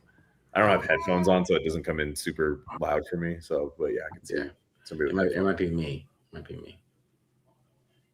Browns. See what the Browns do here. Who did they take? Bought first. They get a sound pro. I mean, Doug. Like, to be honest, like every guy we really want is gonna be there. Like, it feels like that way. Yeah. If you look at okay, I'll bring this back up. So if you look at it this way, okay, you got McDonald, right? Lee Hunter, Kristen Miller. That's probably like your main 36 guys, right? You're thinking like, okay, we can take these guys to 36. You're really happy about that. You got like Folk is still there. I don't know who the Browns are taking right now. Let me wait before I go over this. Casey Concepcion is gone. He's on the Browns now. Mm-hmm. Wow. Okay. Interesting. I didn't think they'd be the team that did it, but wow. Mm-hmm. So they took Concepcion. So I mean, you still got Peter Woods if you really want to go that route. I mean, do you go like a TJ Parker at 36? Does he in the new? I know we're not so sure how Rob Leonard's defense is actually going to look that front. Does he work with what we've been told might be their defense? The 3-4 thing was always weird to me. So I was like, where the hell is Robert Leonard getting the 3-4 from? I mean, I guess you speak. My bad. I've been muted. I didn't realize I was muted this whole time. But I was like wondering. I'm like, damn, they keep interrupting me. But no, I think Parker. Like, wait, sorry, what was your question? Start with Teacher Parker. Go with Teacher Parker because I did ask you that. No, I mean, I just think he's just more. I was just gonna say he's more of like a 4-3 base end than a stand-up outside backer. Like, I think that's part of the problem with him is like he's just not that twitchy and athletic. Like he showed that a little bit more as a junior, but this past season he looked a little bit more stiff and rigid. And Clemson was running odd fronts, and they started putting him at the 4-eye, and that's kind of where he started screwing, like where he started losing some stock. So, and not exclusively, but enough that I think it affected him. So, if the Raiders do want to intend on going to the odd fronts and the 3-4 base scheme, he wouldn't be the best fit to put it. Yeah, I think that's, to me, I'm looking more for a Akis, R. Mason Thomas, Cassius Howell type to just come screaming from like a stand-up position, and that's just not TJ Parker, like you were saying, man. Yeah. Somebody said, would you trade up for McCoy or Thieneman? I would trade up for Thieneman right here, but I also think the Bears could take him right here too. They should. Right. This is the range that I was hoping Thieneman would fall, and I didn't think would happen. So this to me is like right now where you had him going to like Dallas at 12, and I know a lot of people are super. But the thing is, like, it makes sense to me because the league isn't high on safeties and DTs, and I talked about this a lot. Like we're projecting 3 safeties to go in the first round, and like that hasn't happened. Like we talked about this, Glenn, right? That hasn't happened like since like 2017 or some shit. I think somebody said in 22 it happened as well. I saw maybe, but yeah, it doesn't happen often. So, like Nick Umenyiori went 35 last year. Right. This isn't that crazy. Right. No, that's true. Yeah. Umenyiori's problem was he couldn't tackle. Yeah. Yeah. He solved that problem pretty quickly, but that's what I would be hoping for Genesis Smith. Like, yeah. Because Umenyiori and Genesis Smith tackling is similar. There is can't tackle, and then there's Genesis Smith. He's the genesis of not tackling. He's invented it. Yeah, exactly. Yeah, you know what I mean? Because Nick Umenyiori, like playing in, like he was like in the box and shit for Seattle, tackling everything. Like, what the hell? Like, I was like, where the hell? If this was the case, if you showed this at South Carolina, you wouldn't have been a second round pick. Yeah. Yeah, I mean, something tells me that McDonald guy's a good coach. For real, right? I don't know. Maybe I'm hot take here. maybe hot take. A little bit better than Shane Beamer. Yeah, right. Exactly. Yeah, it's like, man. Because when Umenyiori came out, I'm like, dude, you're not a safety, you're a corner. Like, why are we even? What are we doing here? And then McDonald put him like in the box a little bit. He played a little bit of safety, but like he was mostly like a nickel corner for the most part. Yeah. Like anybody can see that, just the way that he plays. You know what I mean? Yeah, I mean, to me, the safety thing is interesting because everybody's saying to go get a safety now, but I feel like the safeties are going to be there in round 3. Yeah, the thing is, if Thieneman's there at 36, like that's a value. You have to take him. Like, yeah, I don't care what wide receiver's there. I'm with you. You got to. I mean, that's just value falling to. I mean, at that point, if people are passing on him that far, maybe there's something we don't know or something. Like, I don't know, but if it's just he got lost in the watch here, like safeties aren't valued to that degree, but Emmanuel McNeil Warren's still there. I mean, I feel like Chicago's taking one of those 2 guys. Yeah, I got to think they're taking it, especially with both of them being on the board. And they might be EMW because EMW is a more natural like replacement for Byard. Yeah, that's true. Byard, kind of the same way. Texas traded up with the Bills. The Bills are mad they couldn't get concessions. Oh, they swapped to get ahead of. That means the Texans wanted the guy that they were worried the Niners were going to get, and the Niners we've been talking about getting a receiver. Maybe they want one. They have a lot of safeties, don't the Texans? Yeah, no, they definitely want to get in front of the Niners for something. You're right. I'll be right back. Hold up. You good? So who do the Bears take? Who do you think they're taking here, Glenn? Who do you think they're taking? It's got to be Thieneman or McNeil Warren. Yeah. I don't see how it couldn't be. Like, that team needs safety bad. Yeah, they need a safety. They lost both their starters last year. They're trying to contend right now. It just seems like that would be the case. Yeah. Man, Caleb Lomo's still on the board too. That's what I'm saying, man. Like, bro, there's a lot. I'm not even saying I necessarily want those guys, but it's just like there's a lot of guys that I think are going to go in this little gap. Yeah, and that's how weird this draft is, right? I mean, a lot of the guys that we maybe thought that were to go like later on, they went earlier, and then some of the guys went later. So Mekhi Lemon went later, so that kind of put the Coopers back and the Boston's back. Then you have Hannah Shore going higher than we probably thought. I had no idea. 21, like I didn't think that. Blake Miller going to 17, didn't think that either. Right? Where's Jacob Rodriguez going? You know he's going at the back of the first round. Somebody's got to take Jacob Rodriguez at the back of the first round. Dylan Thieneman just went. Damn it. Yeah, he just went. I wonder if Houston's going to take Jacob Rodriguez. That'd be crazy. So Dylan, so the Texans just traded with the Bills, though. I think, yeah. So Houston's on the board. So take off Thieneman here. Yeah. Well, he lasted a lot longer in the draft than I thought he would. Me too. Yeah. Yeah, I thought he was top 20 for sure. For sure. Yeah. I thought Dallas would be. I mean, Dallas got Downs, which I guess we didn't think he'd be there. So, but I thought he would be a pick for Dallas on one of their 2 picks. Yeah.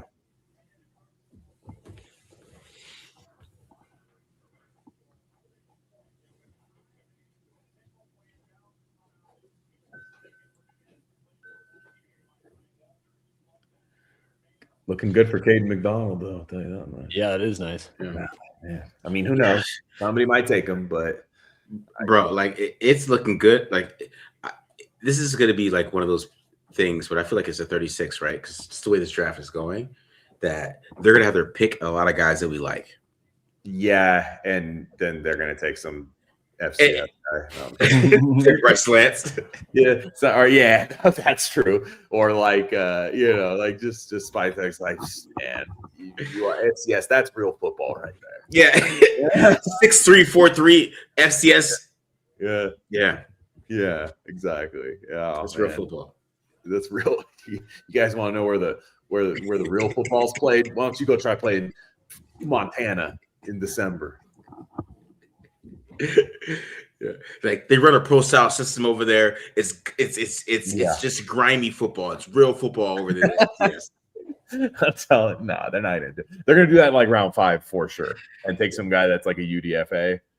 Like they're for sure gonna do that. Yeah, I think Bryce. You know, if they get one of these good players to fall to them at 36 on defense, I still think there's a chance to take Bryce Lance at 67. Good God, that was one of the worst throws I've ever seen by that Washington quarterback to Thieneman. Damon Williams, yeah.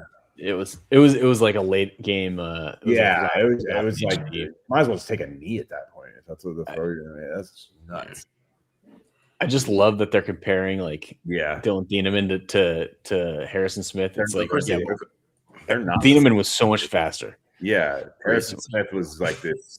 Harrison Smith is a hitter. I think he's a better hitter than Dylan Thieneman is. Like Harrison Smith at Notre Dame was like light people up. It was great. It's a completely different player. Like, but and that's one of my knocks on Thieneman. They're both white guys. Let's keep it real. Thieneman's they're white. That's what I'm saying. Just white safeties. Just go white safeties. Thieneman's game was like, ooh, okay. I see what happens when teams run at you sometimes. Okay, all right, yeah. Both white safeties. One runs a 4.35 and the other runs a 4.55, but they're the same player. Yeah, same player. Great comp there. They're cousins. Yeah. They're related. We just did an ancestry test at the draft. Our MT Griff says, out of everyone left, who do each of you hope slides to 36? I mean, it's McDonald for me. I mean, it's just that's just I just think he makes the Raiders defense just so much better just by being on the field. Yeah. That's still who I'm holding out hope for. Yeah. EMW nice too. EMW I mean it doesn't other than Lomu, who I think Lomu's going to go a little later here. Like, I think he's going to be gone in between that pick, but like Lomu's there. I do like him. He's a left tackle, so it's kind of like if you don't quite know about Colton Miller, that makes a little bit of sense, I think, with there. Is Omar Cooper Jr., has he been drafted yet? No, he's still on board. That's interesting. Yeah. That's interesting. Kind of forgot about him. That's who I would. I mean, see if they get there and it's at 36 and it's Omar Cooper, I think they take him. I think so too. Yeah, I easily. Not that that's what I want, but I think that's what they do because you give your quarterback one of his favorite targets from last year. Wow. You guys see this one for Texans? Not yet. Wow. All that first round hype was legit. Wow. Damn. Wow. Okay. Hey, that, over Pregnant. I don't hate that pick at all. I don't either, but like, man, I did not think he'd go first round. There was a lot of hype for that the last week or so. Like somebody told his agent that he was, I think. Because hey, you know what? Texans signed a lot of linemen. They signed a lot of ex-Browns linemen. Yeah. This guy is good. I mean, and they are very good on the other side of the ball up front, but they could stand to be a little bit better at offensive line. And I mean, I like Keelan Rutledge a lot. I kind of forgot about him a little bit. Like he was another one. Like if he was there at 36, do you think about it? You know? Yeah. I don't know, but they traded up for him. That's weird. That's crazy. Yeah, that was my thing. I wonder. Remember, Marcus, we were picking him in the 4th round in that mock draft on Friday, and I told you he wouldn't be there. I feel vindicated at least. I'm like, we can't pick Malachi Lawrence. Do you remember Malachi Lawrence? I was like, dude, it's not happening. Like, this is like a. I was saying though, it's interesting too that they like traded up to get him because they like just basically wanted to get ahead of San Francisco. So I bet they thought the Niners were going to take him. I think the Niners taking Cooper if he's there. Yeah, I think so now too. But they traded. They moved back. They moved back behind Buffalo and Kansas City. I think these teams just they're looking at the receivers that are there and they're all close, so they'll just take whichever one falls. Yeah. Man, this is crazy. I mean, it's there's a lot there right now. I mean, I a lot, man. It's like this is Chris Johnson. Chris Johnson's on the board. I mean, they're gonna have their choice. I mean, everybody's mad. Or not everybody. I've seen a few people mad about Carlson making that field goal. I'm not really thinking about that right now. I feel like we're gonna have a nice pick, or at least somebody available. Like that's the thing. Like they could. I feel like they're in trade back territory too. They could. I don't know that the value's quite there this year. Like I don't think the returns are that good, but it just depends on what you're looking at there. Like it just depends on what you're looking at. If you see like 6 players that you like and somebody's offering to come up 3 spots, you think about that. Yeah. So get rid of Freeling here. How funny is it though that Carlson's last kick was his career long and ended up costing the Raiders a few spots in the draft order. Did anyone sign him? I don't think so. I don't think he has been picked up. That is his last kick. Like it was. I mean, until somebody signs him. It was a game He'll winner. get picked up at some point. He fell the fuck off though. It was a game winner. It was a game winner against the Chiefs where no one wanted you to make it. and basically a preseason game, a game that the quarterbacks were Sam Oladuke or Chris Oladuke and Aiden O'Connell. Yeah. And Carlson's like probably got that like yep, that's one of my game winners, and it's like and I'm not on the team anymore. Yeah. Keldrick Falk might be there at 36. That's kind of, weren't we talking about that though? Is that really a fit? I don't know. I mean, my thing with Keldrick Falk is I feel like he's Tyree Wilson 2.0, but if you're talking about getting him at 36, if you're telling me I can get those traits and tools at from a 20-year-old at 36. Now I'm a little more intrigued. And he's young. He is younger. Tyree Wilson was like 24 or 23. Yeah, Tyree Wilson was older. But also when I watched Keldrick Falk, I got way more excited when I watched Kieran Crawford on the other side. I was like, whoa, what's that? Why don't they let this guy rush more? Like the Auburn defense is weird. That the Auburn defense, like I felt like they should have just let guys pin their ears back a lot more. And this Kieran Crawford guy, I thought he was pretty damn good. Yeah, he's a good athlete for sure. Former basketball player. Yeah, I don't know. Keldrick Falk is falling too, and I think that makes sense. I think a lot of people thought he was going to go high though, or higher than this, I should say. Yeah. So I've never been a huge fan of him, but I still think he should be a first-round pick. He's a really good athlete, isn't he? Who are we talking about? My bad. Falk. Oh, yeah. So I don't think he ever tested. Like he was like a Feldman's freak guy, but everything they had was like his like lifting, like nothing like not like hit 30 miles an hour on the GPS or whatever. Yeah, ran something crazy. But that was part of the reason why I wasn't like a huge fan of his. Is I didn't think he was that fluid of an athlete. I think he did test well at Auburn's pro day though. Okay, but he didn't test at the combine. He just did the drills. Yeah. Okay. So he might be there. Dolphins took Chris Johnson. That's a good pick. They needed corner help. They don't have any corners. They don't have any corners. Their whole roster is terrible. They're my favorite to pick. That's in front of Terrell and Jerron McCoy. They were steering clear of the injuries. Wow. No, I like Chris Johnson a lot though, but it's funny. I did not think he'd go before Avion Terrell. You notice Chris Johnson's house, like you can see who gets NIL money and who's at like San Diego State. Like his house just look like a regular old house, and then you see like the NIL money guys' houses. They're just like, you know, even the camera they gave him, was like super choppy. Everyone else is like got the 4K and everything, and he's like early YouTube, like this is like super segmented. Yeah. Damn. I am a little. This is the first pick, and I don't. It's not that he's on the Dolphins that I care about. This is the first pick where I was like, "Oh no, needed him there," but that's okay. There's people in the chat that don't want Caden McDonald. I think he's just a 2-down player, but I just don't think that's 100% true at the moment. Yeah, I think those tackles where they're like, "This guy could be this. This guy could be this. This nose tackle, he's this." You're like, well. I thought we were projecting players a little bit. Yeah. Jeff Hafley, I was going to say this because it's our chat, but he has a grinder haircut. Yeah. he's got like a Beavis and Butthead haircut. Yeah. There's just buzz. Dude, it's kind of weird because like we're okay with him on defense, like pretty good. On defense. And Boston, when he was a coach, Boston was legitimately one of the worst coaches ever. Yeah, I know. Head coach. Fail upwards. That's crazy. I mean, I know he didn't get the job because of Boston College, but he got the job because of like, but it's like you suck at college football. like it's just kind of crazy to me. I was so worried that they were going to hire him.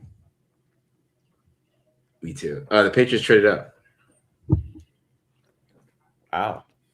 What do they want? Lomu? Mm-hmm. Cooper? Somebody said Omar Cooper, another wide receiver. But if they're getting AJ Brown, hey, you might need a couple because Kayshawn Booty or whatever his name is. They signed Romeo Dubes to a hefty contract. That's right. They did get Dobbs. Yeah, you're right. Yeah, what are they? And they have like a solid receiving core. Bulk maybe. They just took Caleb Lomo. So Lomo's gone. Damn. They're like, Will Campbell's arms are short. They do need someone on the right. They need a long-term guy on the right, but yeah. Or Will Campbell's a guard. That could be. It could be that. You're right. Yeah. All this talk about, oh no, he's our future left tackle, and they just draft a tackle in the first round. They just draft. Yeah, that's what I mean. Like, I understand. Yeah, there's 2 tackle positions, and like there's plenty of track record of guys switching sides, but like it is funny when you're like, Will Campbell, this is a can't miss prospect. We don't care about the arm length, and then you're like, one was a pretty good athlete with good arm length. Yeah, it is funny though. It's like the Utah tackles right now are projected to flip sides. Like one was going to play right, and then Fano's going to play left in Cleveland. I mean, Fano, I still think is interior guy in my opinion, and they had him taking snaps. They had him snapping the ball, which I thought was really interesting. I don't think he wasn't drafted that high to be a center in my opinion, but yeah, I just wonder if there's a guard center situation that they're going to be doing. To your point, it could be a situation of like, let's draft this guy that we know can just be a good offensive lineman and figure out his position later. They might think he's Zach Martin. Yeah, they might think like they might. I don't think he is, but they might think he's Zach Martin. You know, at that point. But yeah, that's crazy. Man, the Raiders are gonna have. I thought is Caleb Lomu adopted because his parents are tiny. He has to be, right? I mean, they're tiny like that. They're like up to his sternum. Like both his parents. Usually, like one parent is hella big or something. Yeah. It's just crazy to me. All these guys are about to be on the board for the Raiders. This is a great board, minus Chris Johnson, of course. But hey, I didn't think we'd have this. I mean, do you take Jamal McCoy? No, I don't know if I want to do that, man. There's a reason he's falling this far, and I know Will Johnson had a good year last year, but the problem with Will Johnson was he going to have a good year last year? Is he going to have 5 good seasons for me? And we don't know the answer to that yet with Will Johnson. Yeah, and I think that's the problem with McCoy. Unless you're going to redshirt him for a year, or not even redshirt him because he redshirted last year technically. I don't know. I feel like I'm just going to let somebody else take Jamal McCoy. I don't know. I don't know. If Caden McDonald, Cooper, Denzel Boston, or McNeil Warren are there, who do you take at 36? Goddamn. You guys say McDonald, right? For McNeil, yeah. I could see him. I could see EMW, and I would get it for Cooper. But for me, it's still McDonald. Yeah. I just think that's a smart, responsible pick to do. You need it bad. I think it makes your defensive line like really solid. People act like first and second down don't matter. They absolutely do. And then I do think there is an ability to get some pass rush out of him. I feel like I can't show you the tape where it's there. So, but I think there's something there. I wish he would have tested because I felt like he would have put up decent numbers for his size. Mm-hmm. But I feel like he's more athletic than people give him credit for. Sure, he's quick. One of the things when I first watched him, I wasn't like that much of a fan because his technique wasn't good. But what I kept noticing was like he had the strength to like survive, and then 2 he had the like finesse and the athleticism to like move around and still recover. Yeah, so that's what gives me more hope that like he can translate that to a pass rusher. And the thing to keep in mind with him too is like he's only a 1-year starter. Yeah, so he hasn't had that much on-field experience where you can develop him a little bit more. So I'm high on. I'm pretty high on. Pretty bullish on him. Yeah, I am too. They really need that. Like, and to be fair, if he goes before this, you do have Christian Miller on the board. Yeah, Christian Miller still around. If that's what you're set at doing, like, hey, we like defensive tackle at this pick. Like, I have a feeling you have a chance at him at least, who I like a lot too. And if like there's still like a bunch of guys on the board, like you could conceivably trade back and still get a good nose tackle. You could land with the Christian Miller or something like that. But yeah.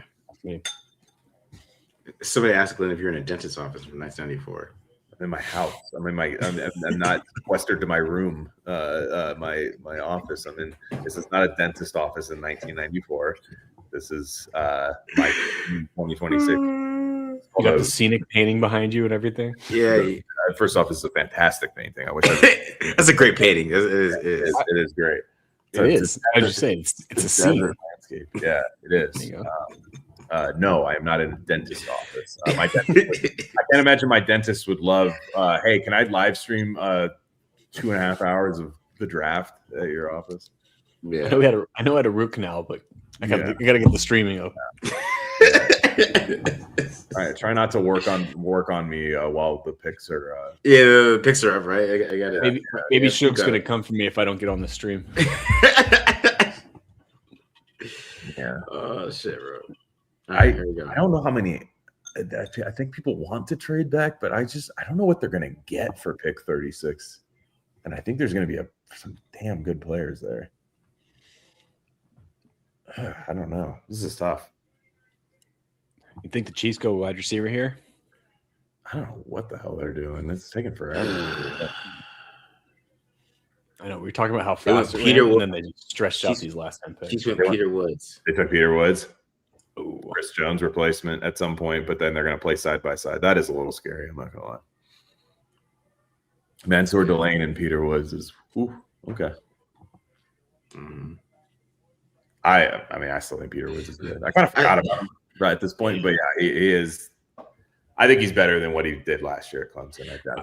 I'm like a little thrown off. Everybody in his draft party was wearing white except for him. Yeah, is he getting married right now? Like, is it? My first thought was Colt. Like, is he the leader? Yeah, that's true. Yeah.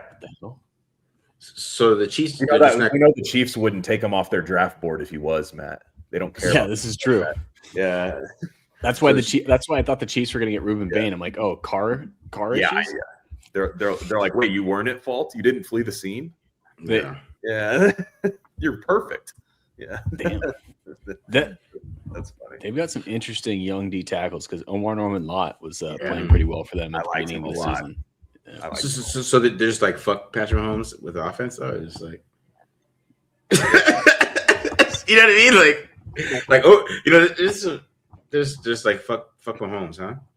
They might be taking Skylar Bell or something later. You know, like maybe they might be doing that because they had a chance to take like Tyson or somebody like that. They really did. Yeah, they'd have gone straight deep. Yeah, could have at least gone with an O lineman. Could have maybe gone with a tackle here. Yeah. This is what happens with like. I really hope the Raiders don't do this if like Mendoza becomes really good, right? Mm-hmm. Is where they're like, you know what, you're awesome. Yeah, you don't need it. Yeah. You don't need help. You don't need help. I'm not gonna waste a damn pick on your offense. What the hell is that? Oh damn! The Jets traded back into the first. Yeah. Wow. Cooper. Yeah, I bet because they didn't get a wide receiver the first time, right? Mm-hmm. No, they got Sadiq. That's right. They got Sadiq, but that would be pretty crazy if they got Cooper. Gino, and then they're like, Gino's like, hell yeah, I can't wait to throw to whoever's covering them. Gino, who does not like rookie wide receivers. Yeah, no, he doesn't. Or no, he really doesn't. Shit is funny. Why is everybody TV shaming right now? First off, you guys are watching us stream. It's a delay for when you guys are watching the stream. That's very true. On delay. That's very true. That's people think that because the Jets are walking up right now. Yeah, the Jets are walking up right now. So it's like they're going to hear this. I think 7-8 seconds from now. That's how it works. So it's like if people think we're behind. We might be a little, but it's like you guys are hearing it from us late. That's why you're not supposed to watch the draft at the same time as us streaming. We're supposed to watch the draft and tell you. Yeah. They took Omar Cooper. That's it. Hey. I mean, if they think they're getting Arch Manning next year, Kenyon Sadiq, Omar Cooper, Garrett Wilson, not bad. The Arch Manning evaluation is gonna be super interesting to me. Yeah. I want to see how people really evaluate him because like he is erratic. And I wonder if people just ignore that shit because he's Arch Manning. But like when you watch him on film, bro, he is erratic as fuck. And it's just it's gonna be super interesting because like talent-wise, he's probably one of the most talented quarterbacks like you'll find in a long time. Size, runs fast, crazy arm. He's erratic. So I want to see people just ignore that he's erratic like that, and like especially if it's a good year this year, and he's still kind of erratic. But like Texas went goes like to national championship game or something like that. Mm-hmm. Everybody just ignores it. I'm super interested to see how people evaluate him next year. It would be really funny if he just refused to go to the Jets. That would be funny. Arch. Yeah, if they were like, he's like, oh, yeah, I see that you guys have the number one pick. Don't even think about it. Yeah, just pulled Eli. He's like, I have family ties to the other New York organization. Mm-hmm. Mm-hmm. Yeah, it's insane. I know. I'm glad we got a quarterback right now. It's kind of weird when the Raiders pick one and it's a pick you all remember. I was like, oh yeah, we did have a pick. We got our quarterback, the guy that like we've been searching. We just known about it for months. We've been searching and crying about not having one for years. I mean, it's super. Like, I mean, all the guys that I really like the Raiders for taking 30, they're all going to be there. Yeah, it feels like that way, right? Yeah, I mean, unless the Titans just traded up. Oh wow, the Raiders. I mean, everybody in front of you Raiders is trading up. I feel like they should. Well, Buffalo traded out of the first round. Yeah, wow, that's what they love doing. That's what they did with Coleman. Remember, they traded with the. Yeah. Who was it? They traded with Carolina to go 32 to 33 so that Carolina could take another receiver, and then they took Coleman at 33. Tennessee want right now? Maybe Boston. Or like I could see like an R. Mason Thomas because they took Tate, so they took Tate at 4. Oh, that's right. Yeah, you're right. Maybe one of these. I could see an edge or something here, like a. I forgot they took or Mason Thomas, Cassius Howell or something. Like Caden McDonald. Oh, don't say that. Yeah. They did just get rid of T'Vondre Sweat. Oh, shit. Now that you say that, don't you put that evil on me, Marcus? No. Don't do that. Keldrick Falk could be the play. That's not really a solid guy though, but yeah. Somebody said maybe Falk, Jacob Rodriguez. Jacob Rodriguez trading, that'd be wild.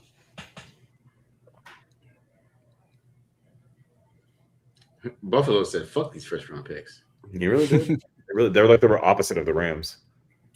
They don't trade them for players. They just because Buffalo did lose a second round pick as well for DJ Moore, which I thought was kind of a crazy price given that contract. But so they might be trying to recoup that back a little bit too. Yeah, I don't know what they got, but I imagine they probably got more picks. They got two. They traded back twice, right? So I'm sure they probably got like maybe a pick or two. Two fourth-round picks, or third-round pick, or something. Yeah. What the Titans might take? I was thinking this too. Jadarian Price. What did they take Price here? They traded for Price. Yeah, they couldn't get Jeremiah Love, so they take Jadarian Price. You think his running mate? Yeah, that'd be interesting. My thing is, do you think it's not that crazy? It's not that crazy. No, it's not. This is like where people think he's going to go. Yeah, I guess because he could go to Seattle and you want to get ahead of him, so maybe.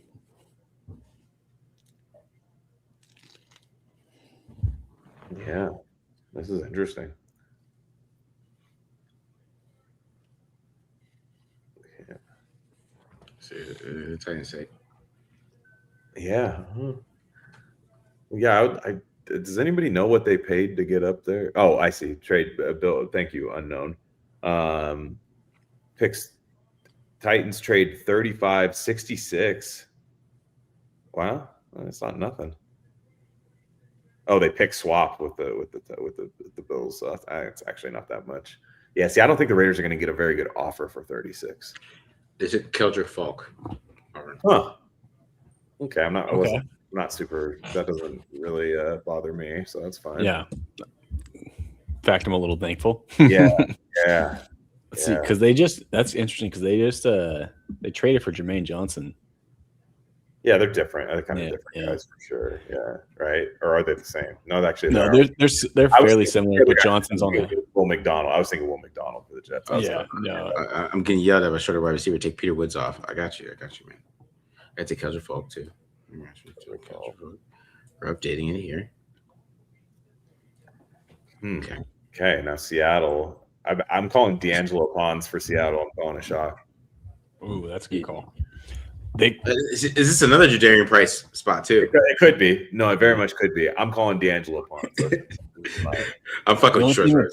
The only thing with Pons, the only pushback I give you is Devin Witherspoon plays the nickel on third downs for them. True. I don't know if they want to get another undersized guy. Like if they want to replace Woolen, they need someone with length. Colton Hood could also. I think they're going to take DB here. That'd just be my. Could be McCoy too.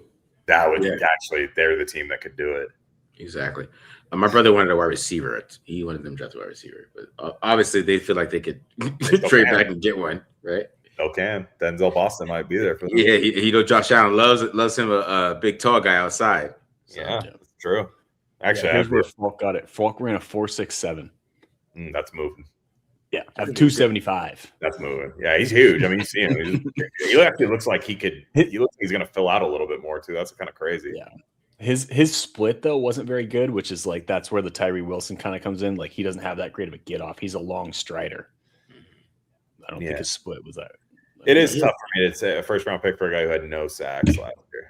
Yeah, like that is crazy. He had a couple, I think, didn't he? He had like 2, I think. Not many, but yeah. He has a high level taper. That was a serious haircut. Yeah. Ooh. Anti Ruben Bain. Yeah. Mm-hmm. That's why probably what Tennessee was thinking. That's a talented haircut that he's got. Robert Saleh has hair envy. Yeah, it's he had 2 sacks last year, so not good. But his barber is talented. His barber's the real first round pick. Yeah, his barber. some talent there. That's a fade, nigga. Goddamn. Oh man. All right. Seattle. Well, let's bring us home, fellas. Let's see what we got here. Yeah, Avion Terrell could be a pick here too for Seattle. That is true. Mm-hmm. Yeah. He seems like a type of guy too, because he likes to hit.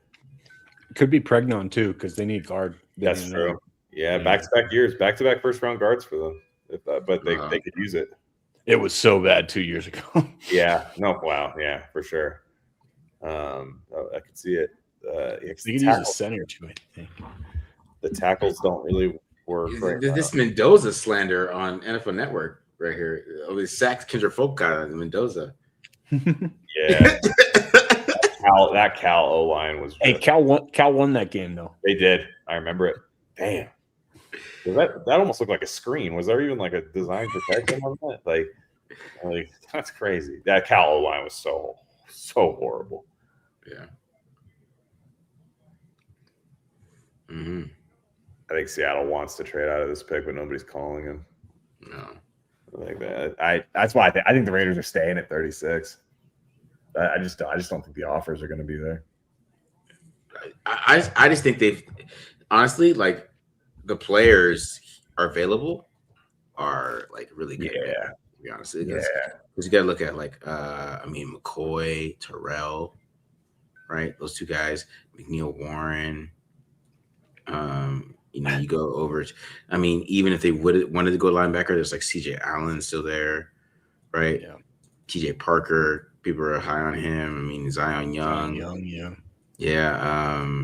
Kaden McDonald, Miller, Hunter. Depends on how they feel about that. The way this draft's going, I feel like they get Hunter at 67 though. Yeah, they might be able to. That's what I'm saying. Like maybe if all three of those guys are they're at 36, they could trade back and maybe get one of them. If assuming they have a partner, or they go with the BPA guy and then try it at 67. They could use I don't know. We'll see what it is, but the Seahawks could use McDonald too. Honestly, I just feel like with Jermod McCoy, it's not that I don't. Obviously, he's a good player. I just feel like that's like this thing where like the Raiders. I know when the Raiders draft the injured guy, it's just never gonna like work. Mm-hmm. It's just like unfortunately, it's a Raider thing. Yeah. I'm like, okay, if a team that's not the Raiders drafts him, he's gonna be like Mr. Invincible, and then the Raiders get him. It's like, oh, didn't work. Like that's what I'm scared of, and I know that's not a way to evaluate a player, but it's like, ugh. Because the thing is, like, does it surprise us with a guard like Pregnon or like Basantes? Does it surprise us? He could. I don't know that I'd love that, but he could. Spytech, I'm pretty sure every year is going to be taking linemen every single year. He took 2 in the top 100 last year. I just feel like the way they've been talking about the O-line, like this whole offseason, it seems like they're just putting a lot of stock in the O-line change, the coaching change. Yeah, it's true. They didn't really do. What did they get? Spencer Burford, and they got Linderbaum, which that's true. But then Spencer Burford after that. They didn't seem to go after Braden Smith, anybody like that. So. Yeah. Still contend they were going to go after Braden Smith until everything got flipped on the cap situation got flipped on its head. But that's true. That's true. Yeah, they did have. They had a big day one, and then day 2 they were like, "Oh shit, we got to come up with a new plan." Yeah, no, I agree with you there. That's true. Yeah, you do. What is that? I haven't seen the Seahawks pick yet. Let me see.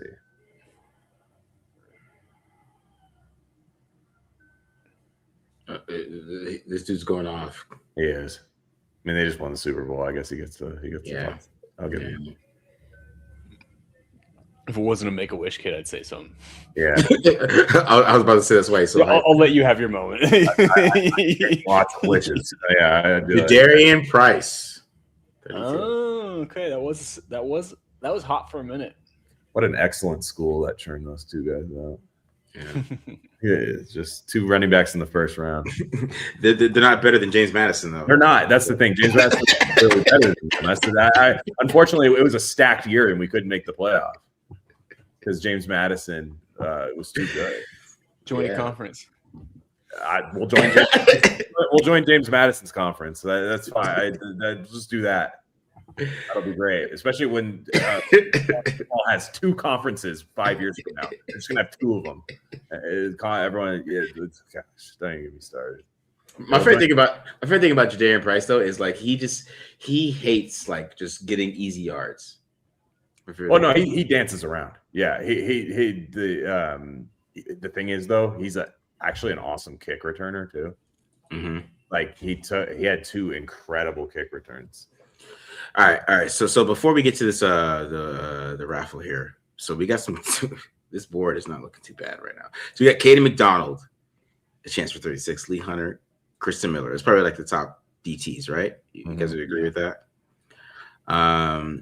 Do they like edges? Do you think they go any? Because maybe these 2, right? Yeah. Yeah, you can go either one. Okay. Either one at 36. I mean, Akas might be in play too. I could see him being there. Me too. What about Pons at 36? I think it's on the table. I think he's gonna fall. I think they care about his height. Okay. Yeah. It's on the table for sure. But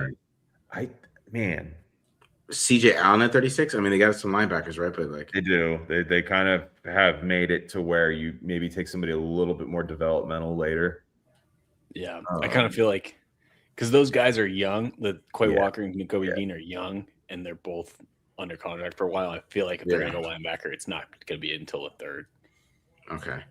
I mean, Jamar McCoy, Avion Terrell. I feel like those are 2 really good corners too, as well. I'm surprised McCoy slid. That's wow. I mean, it must be bad because he's.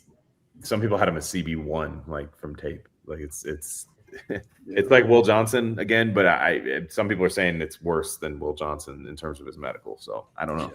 And Will Johnson got hurt last year. Exactly. Right. That's my thing. I'm like, why are we calling it? See, it worked. It's like, we'll see, Yeah. Like I remember when the Raiders got Maurice Hurst in the 5th round. Remember? And you were like, he had the heart condition. And then you're just like, yeah, well, I mean, he didn't get hurt that much. He just, didn't work. So you got McNeil Warren too is there. Yeah, that's interesting. It's gonna be interesting for them. Denzel Boston too. Yeah. They're guaranteed to have either Caden McDonald, Denzel Boston, Christian Miller, or Emmanuel McNeil Warren. They're guaranteed to have to be able Jamar McCoy, Avion Terrell. I mean, they might guaranteed to get that. There's some talent left on the board. I like R. Mason Thomas a lot. I know maybe not everybody does, but I like him a lot for this team. There's a lot. It was a weird first round, bro. It was. Yeah. It was a little weird. It was weird, but like also not. I don't know. Like it was like everybody went that I thought would go for the most part, except for McCoy. But McCoy has a clear reason why he doesn't go. The wide receivers I thought were gone were going to go. Maybe you thought Boston was going to go, but I don't know. I thought there was a chance Boston would be there at 36. Yeah, I thought that so too. It should be interesting to see what they do because even like Matt put Malik Muhammad over Colton Hood, but I like Colton Hood, so he could be an option there too. But I feel like we can hold off a little bit on some of the corners. I think so too. I think they can. Yeah. I feel like that. I don't know. We'll see, man. I'm just looking at these DTs. I'm looking at the edge. They might just go Denzel Boston. Emmanuel McNeil Warren's tough to pass on at that spot. Yeah. Marcus, you mind if I head out? I might have to miss the raffle. But I'll You're right, man. You're right. I'm gonna do the raffle right now. I'll be back tomorrow for the pick though. For sure. All right, Glenn. All right, appreciate you showing up, man. We'll get the raffle done out of here, man. All right, let's get the raffle done. So make sure I didn't miss anybody. Let me share the screen. Shit, bro. Stop sharing screen. Boom. There we go. All right, make sure I didn't miss anybody. I feel like I got everybody here. I feel like I did a pretty good job today. So the raffle is $4.99. If anybody wants to get into it last minute, you got about, I would say like you got about 2 minutes. You got 2 minutes. You got 2 minutes our Todd is great. $4.99. So if anybody wants to get in this raffle, $4.99. Like I said, I'm gonna do one for the duffel bag, and then another one for the joggers and the t-shirt combined. So sounds good. We got 2 minutes. Mm-hmm. Oh, there you go. There you go. There you go, Todd. That's great. I appreciate you, man. Anybody else want to join last second? Yes, Dre, I got you. I got you right here, Doc. I got you right here. Boom. I got you right there. I feel like I got most people in here. So, yeah. I gave you the most I ever gave anybody. Appreciate you, Okafor. Yeah, you get the most I've ever given anybody. I'll just say that. So you got tons of entries. All right, Fuentes. Okay, all right, Fuentes. You got Fuentes going in here. Okay. I appreciate you guys supporting the channel, like for real. Like, appreciate it a lot. Appreciate you guys. Yeah, I think I got you 3 times here, Griff. I think I got you 3 times. Yeah, 1, 2, 3. I got you 3 times. I got you. Anybody else? Anybody else? Why we do that, Matt? Over under on trade downs tomorrow. Set at 1. What do you think? I'll take the under because I don't think they trade back twice. Okay. I think 1's probably a good number. All right. Yeah, I agree with that. Glenn left. CMV. Glenn left. All right. So let's do this. Let's do this. Let's just get it. Let's get it. I'm gonna shuffle this. I'm gonna shuffle a couple times. A couple shuffles. Let's do one more shuffle here. All right. Here we go. For the duffel bag.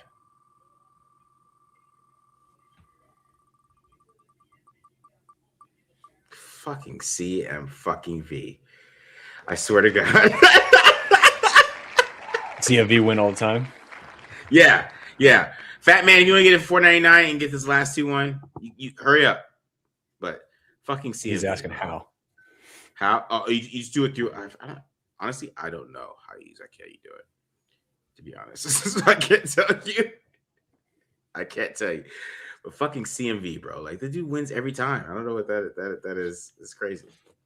He's got all the TDL merch. Yeah, he's a collector. He's a collector. I think he's got the tumbler. He's got a tank top. He's got a sweater. Nice. All right, yeah. Hit the money button in the app. So, all right. We'll do one more. We'll do more right here. Let's do it.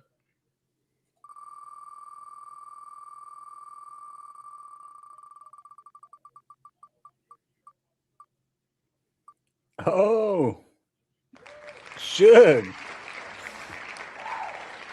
All right. Baby Shug. Okay. All right. I'm gonna be fair. Okay. Baby Shug.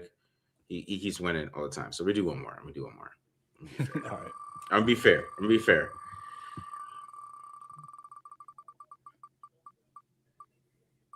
Oh, we got a new. Oh, did he get a new guy? Oh, Nathan Rod.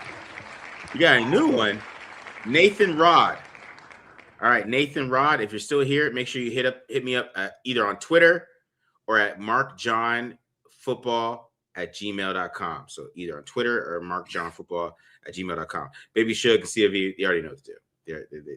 They're pros. They're pros. All right, guys. Tomorrow we'll do another giveaway tomorrow. So this we'll be doing this tomorrow too as well. So I appreciate you guys joining us here. Any last thoughts, Matt, before we get out of here, man? Just a quick draft, man.